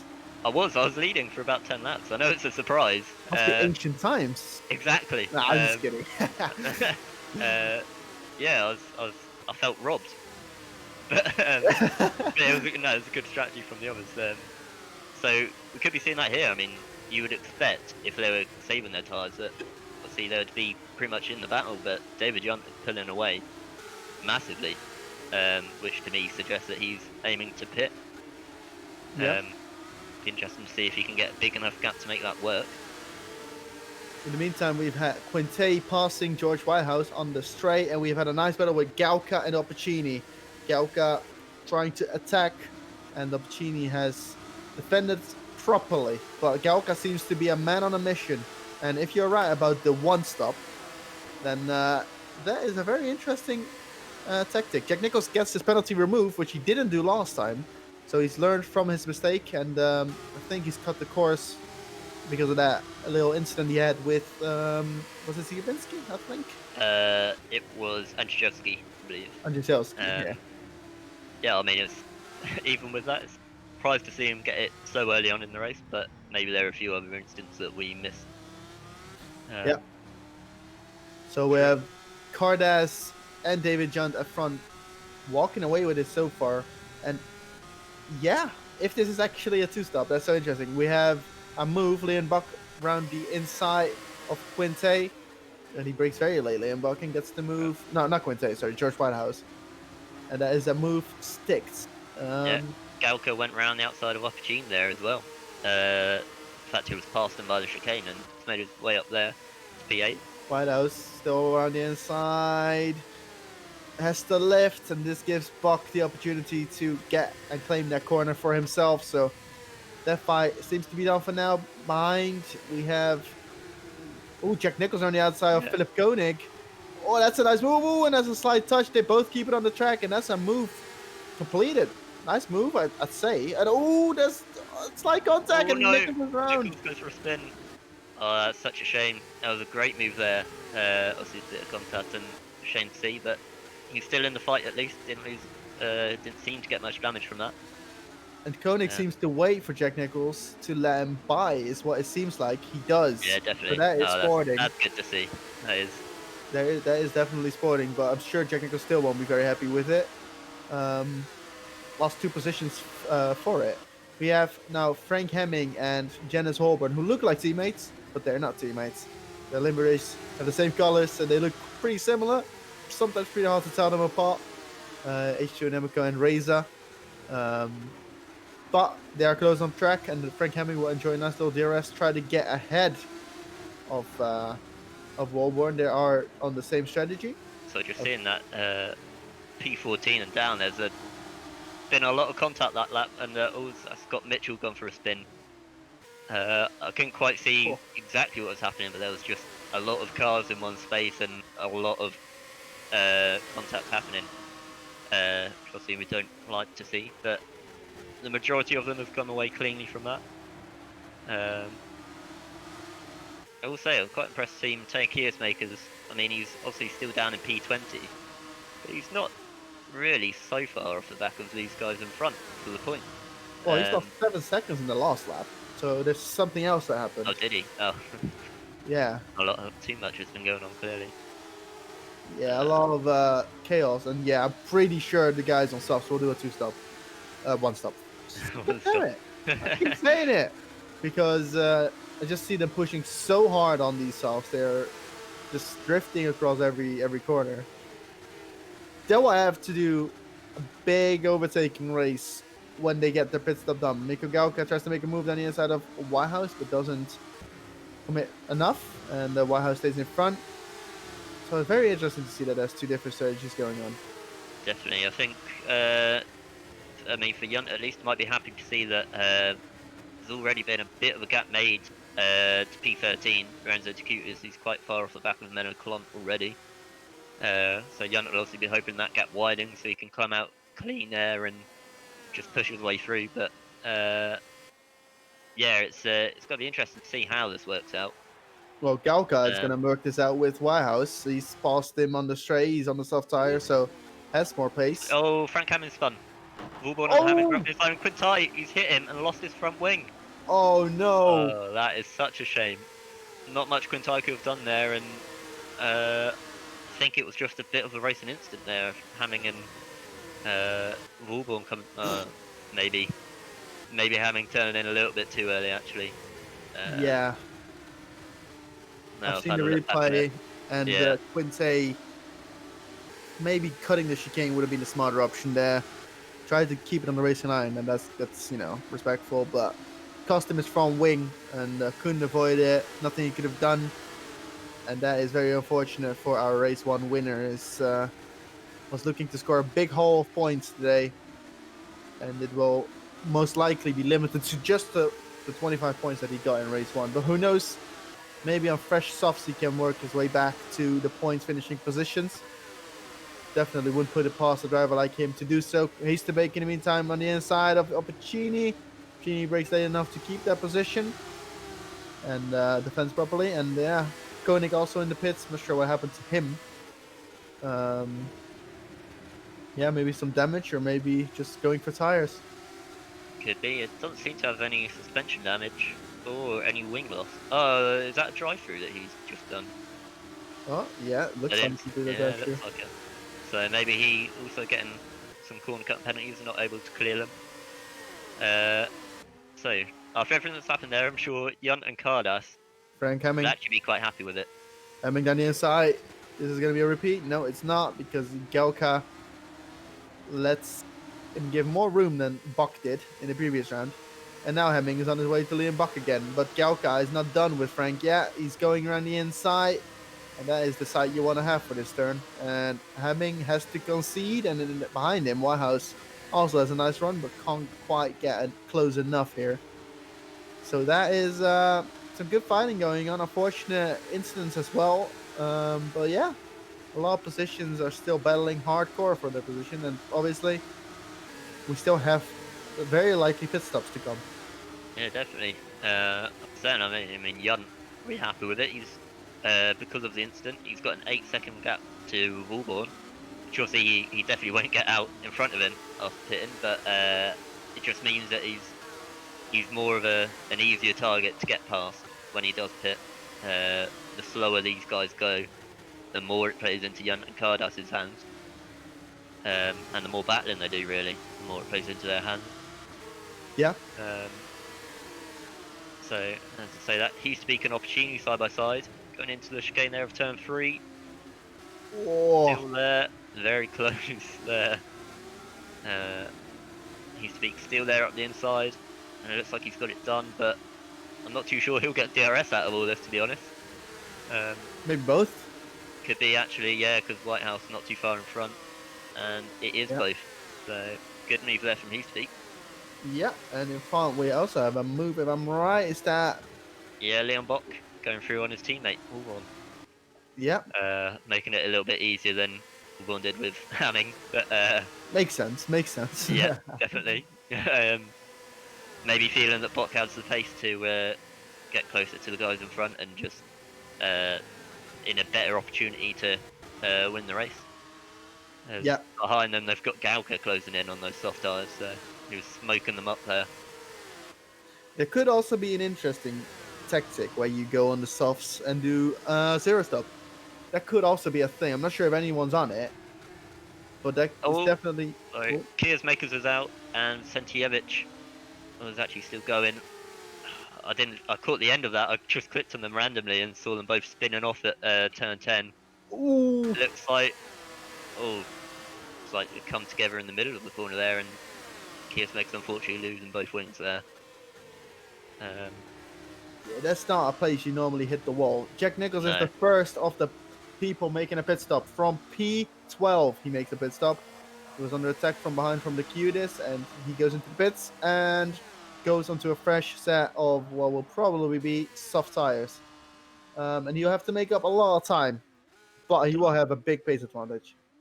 I think David Junt has made a mistake somewhere on the last lap, because Cardas is now right on the back of him going up the inside, with DRS going towards the chicane. Yeah, make the mistake. Must have missed something there, but Junt had a pretty slow lap 8. It's about a second off or more than a second off what he'd be hoping for. Didn't see what happened there, but Cardas now into the lead for Gallery 82 Motorsport. Could it be the tires gone? His tires seem absolutely wrecked if I look at his onboards. Could be. I mean, Junt I would have expected to be one of the guys that can make the strategy work and keep his tires alive, but maybe not. If I look at him drive, he is surely going to pit this lap. Cardas seems to be fine. He could also still pit this lap. He would have made the jump then. Yes, he does. He does go for the pit stop. They both do. Makes sense. It's the exact halfway point. David Jones seems to have bought a bit more time there on the braking for the pit stop. Galka also in the pits. Who else is on the softs? No one really. I don't believe there's anyone else. No, not in the top part of the standings anyway. Jack Nichols obviously did already do his pit stop, so that is everyone on the softs in the pits. So now it's going to be interesting to see where do Cardas and Junt get back. It's also interesting to see that Cardas is at the... Ooh! Wait. Oh, wow. Wait! Yunt has made up a lot of time there. Do you think maybe Cardas was planning on not pitting? Maybe... no, Yunt, sorry. Maybe planning on not pitting and had all the fuel in the car and didn't have to refuel? That could be it. Or it could be that Cardas selected damage repair? I need to check how long... That could be it as well, yeah. Oh, wait. No. Hold up. Actually, interestingly enough, Galka lost a lot of time in the pit lane to Cardas because they double pitted. That's... And shame, I think... Shame there, not great communication, maybe? No, true. And I need to see how long the pit stop was. I'm looking right now how long this pit stop was. It is a long pit stop. So maybe it is just damage. Had maybe a 10-second pit stop. So that would have been it. That is unfortunate. That is John winning a lot of time back. There's a lot of battling going on. Zibinski and Angelski. Gascada has a nice run to get the position back on Beck Willis. And now he's got the run on Angelski. Gets the inside. That should be moved on. Got wave pressure tires. Oh, so close to each other. Well, that's 2 positions gained in the span of one straight line. Yeah, just looking at the front as well. So Wallborn was actually very close to box there after the straight. Almost overtaken him, but maybe backing off, playing the team game. And Frank Hamming is right on the back of them as well. So even if Yunt and Cardas can't catch up to him, there's still going to be a bit of a tasty battle at the front. I'm sure Frank will be, still fresh in his mind the incident he had with Wallborn. So hopefully we don't see a repeat of it. And looking at now that they've completed the lap, so David Yunt 15.7 seconds off the lead, which I mean that's a massive gap to have to make up. But maybe with people's tyres going off near the end, even the people on the medium, could at least make up some position. Down in P10. Yeah, that's maybe not the best strategy if I see this right now. He's surely gonna get the move done here on Qdis, even though Qdis seems to be defending really hard on the inside, and John doesn't seem to want the slipstream, so this could actually be he breaks late, Yunt, but he doesn't get the move done just yet. Has to do it on the next tray here. He's very close, and defending the inside is Qdis. Really doesn't want to lose his position. This is a hard move to do it on the outside. They almost touch, but still the inside is held by the Qdis, and that's the side you want to have here. There is a touch, almost spinning. Qdis not giving up. There is more touch, and John's round, and that is... They're both round. Qdis is round, but more contact there. That is... My. How neither of them lost their wings there, I don't know. Qdis waiting bravely. Galka winning, not just yet position. He's surely going to get Qdis soon enough, though. That was very optimistic defending, I must say, from the Qdis, who did get a penalty and is almost immediately removed for cutting, probably. Yeah, probably just going wide in the spin. Yeah, that was a little bit messy. You could say maybe Yunt not leaving the room, but Qdis probably should have read the room there and. I mean, he had every right to defend, but maybe for his race it probably wasn't the best of ideas. And that is surely gonna put Yunt out for contention for winning this race. There's no way he's winning 2 seconds per lap. And he got a little bit of damage as well, and Cardas is ahead of him as well. Looking on the straight, steering is still pretty straight, but I'm sure his car won't be feeling great. As true, yeah. I accidentally managed to rhyme all through that. But... Well, in front we have 3 nice battles going on. We have Hastabake trying to go around the inside of George Whitehouse, besides better of it. And we have a like a list of 3 cars. We have Liam Bach, Jens Wilburn, and Frank Hemming at the front, and then only a second behind there we have George Whitehouse, Vitace DeBake, and Adriano Opportuni, all battling for position. So that's definitely something I'm gonna look out for, as there's a lot of tire smoke there from I think Frank Hemming. Yeah, these medium runners, even with or even being on harder tires, I should say, they're probably still going to have to look after these tires a bit. See how much they would have done race 1, about, well, I suppose about 16 laps, or 14 to 16 laps. Yeah. So, you know, they might still need to be looking after them a little bit. So yeah, there's a bit of tire smoke coming out, but should be a bit worried if you see too much. And I have to say that the medium tires have looked to be by far the best strategy, because David Young isn't even winning that much. Last lap, he did a 38.8, which is only a second faster than what the most people are doing. So, I mean, it's not enough. himself seems to be doing a lot better though. He did a 38.0 on lap 11. Oh, true, yeah. Which I believe must be the fastest lap of the race. It is the fastest lap of the race, yeah, you're right. But he still has a 6-second gap to go. He's still 15 seconds off the lead and 6 seconds off Menno in front of him. Clearly none of these watched Supercup 2018 at China, where I've finished P4 trying the one-stop. So, you know, maybe they would have learned if they'd seen that I can get it to work. But at the same time, I would say maybe Young is a bit of a better driver than me and had more of a chance. That's to make not it work. a stretch, is it? Yeah, I think that's I'm sure a lot of people would agree with that statement. So. Well, at the front, in the meantime, we have great teamwork from Liam Buckley and his Wilburn, because they are so close together. They give each other a slipstream, they give each other DRS, but Wilburn's not making the move, so it's impossible for Frank Hemming to really do anything against these two. Yeah. One thing is though, maybe not going outright the fastest, because George Whitehouse. Cudis, sorry to interrupt. Cudis has spun and lost his front wing, and that is surely his race over. He is stood stationary and he is out of this race. Yeah. Not the best of races for him. He was doing quite good around that P10 area, but that moment with David John has ruined it, and Quinte is now actually fighting with Philip Koenig. He's charging back, trying to get into those point scoring positions. He has 5 laps to do it, and it seems unlikely.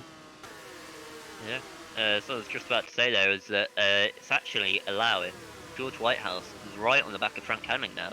Yeah. Seeing that after a few laps of the Razor guys in front holding up Frank, he's actually allowed P4 and 5 at least to close in. Opportuni not quite so much, he's dropping back a little bit, but it could end up being a 5-way fight for the win here, with only a few laps to go. George is clearly pushing hard. Yeah. Car a little bit there.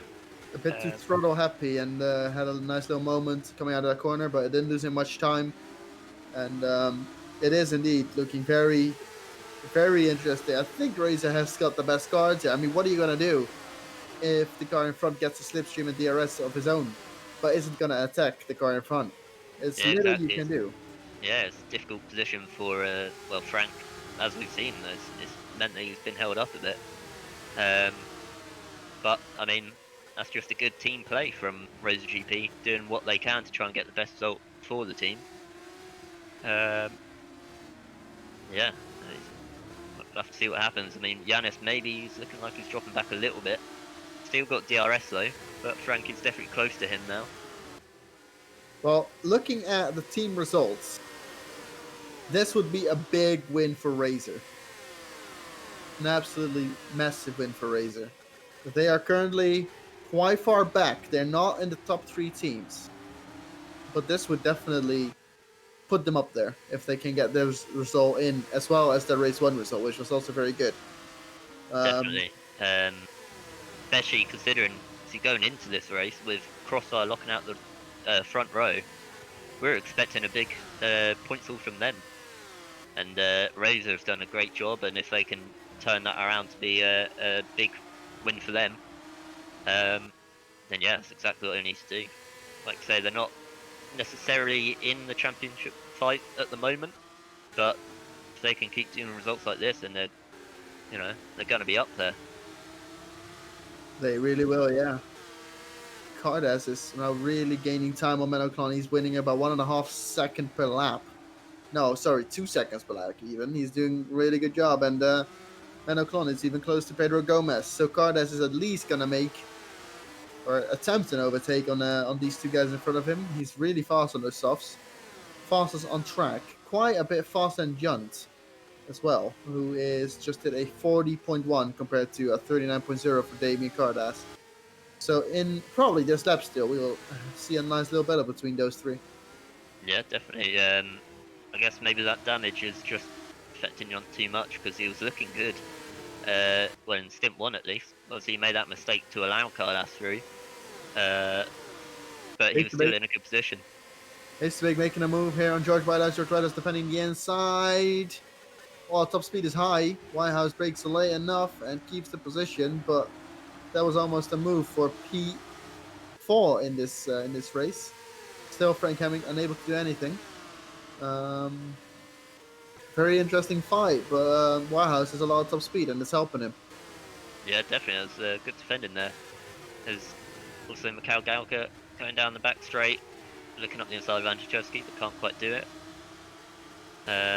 Behind him, Damien Cardas is right on the back of Menoclon and Pedro Gomez now. Gomez, I saw quite a bit of smoke coming from his tyres there, running over the curb at turn 10. Whether that was him pushing his tyres too much or maybe just a track issue, I don't know, but either way, Cardas is right on the back of it. Galka spun! Oh, Galka has half spun, he's kept it, and he won't even lose a position because of it. So, he's keeping on track now then, and he does. But he did get in contact with Paweł Andrzejewski, and that lost him quite a bit. And Andrzejewski, his tires are beyond gone. He really is struggling hard. Yeah, and while that was happening, Cardas did make the move on Menoclon going into the final corner. Menno, quite smartly, gave him a lot of room and just pretty much allowed him through once he went for the move. Obviously, there's not much point defending when Cardas has much better tyres, but yeah, he's made the move there. Probably be looking to get the move on Pedro Gomez in DRS this time round.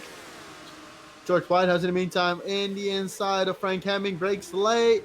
Whitehouse sticks it around the outside, now has the inside, and he has kept the position, but this gives Ruud Heestebeek and George Whitehouse both a nice run. Will Hemming defend the inside? Yes, he will. Oh, there's almost contact, but just barely not. This may give Ruud Heestebeek a brilliant opportunity here on the inside. He tries for it, and now almost contact. I don't know how they didn't touch there. That was insane. But they've all stayed in the original order. This has given both Razor guys a chance to run away with it, get out of the DRS range of Frank Hemming. But this fight is not over with almost one lap to go. Yeah, that was very good from all of them, and yeah, even more impressive that they stayed in their same positions. Also, Cardas did make his way through on Gomez, quite a simple move up the inside of the chicane, and now has a 5-second gap to Opportuni in P6. Which, obviously going on to the final lap now, it'll be impressive if he manages to do that. But still a good race on him nonetheless. Yeah, will likely not be any more progress, but P7 is respectable though. He's probably going to kick himself over the strategy. That didn't seem to work as well as he would have wanted. But nonetheless, P7 is nothing to be ashamed about. We currently have probably the last attack of this race going on here. George Whitehouse opens the DRS on Frank Hemming. And this will be one of his last chances to get this position as we are on the last lap. Will he send it down the inside? Not quite yet. Frank Hemming did have DRS, I think, just barely. And now the exit isn't great from Whitehouse, but let's see if he can maybe gain some places or gain some tenths back to maybe make a move somewhere in the corner complex of Sector 3. He's got a lot of overspeed, but not enough, unfortunately. So I think the top 5 will finish in this order unless there will be some hero move made. Yeah, But looks further like back, it. actually, Andrzejewski better with Galka. Yeah, I was just just about to find that out as well. Yeah, they couldn't see who was attacking or defending there, but side by side in the chicane, made it cleanly, and Galka on the soft tyres. Be looking to get him out of the Bousse, going up the inside maybe. No. Liam Buck, in the meantime, we forget about him, but he has won the race. Dennis Walborn P2, Frank Hemming P3, just wide as P4, Hastelbeek P5, all so close between each other. As I think Galka, Josh, went for a little half spin as well. Again. Yeah, I think he just lost it there, didn't he? Going through the Bousse. Not great, but means that he's kept his position. And Quinte, in the meantime, almost gets back into the point scoring positions. He's in P16, which is very respectable after losing his front wing.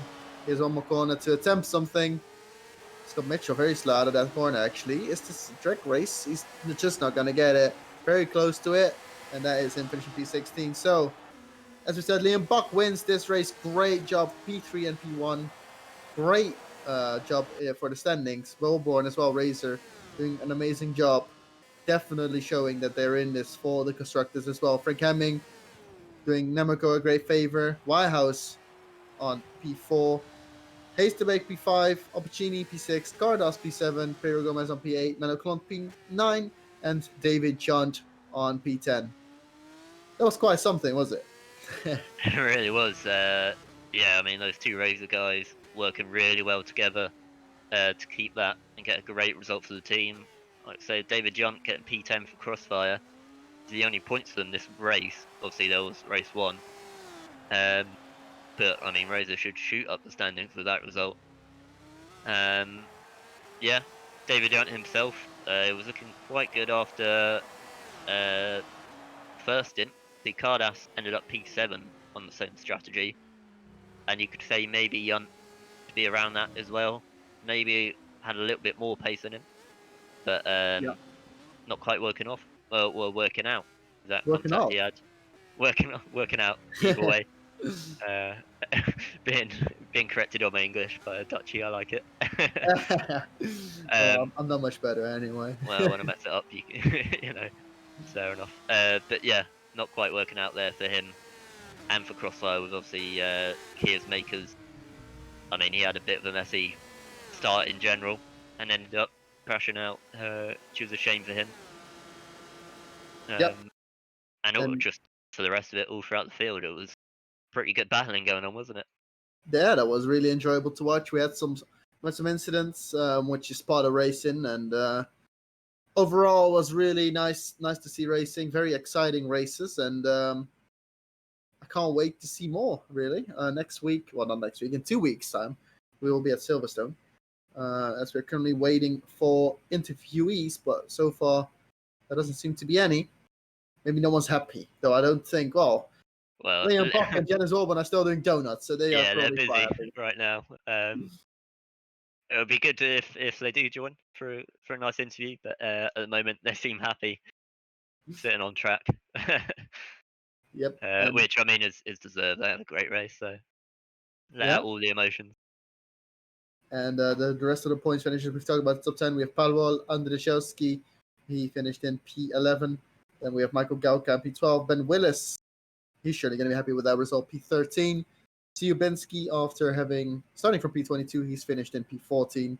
And Scott Mitchell for Rowan has scored a point, and surely he's going to be happy with that. 2 tenths in front of Quinte, who just barely missed out on that. So those are the points finishers.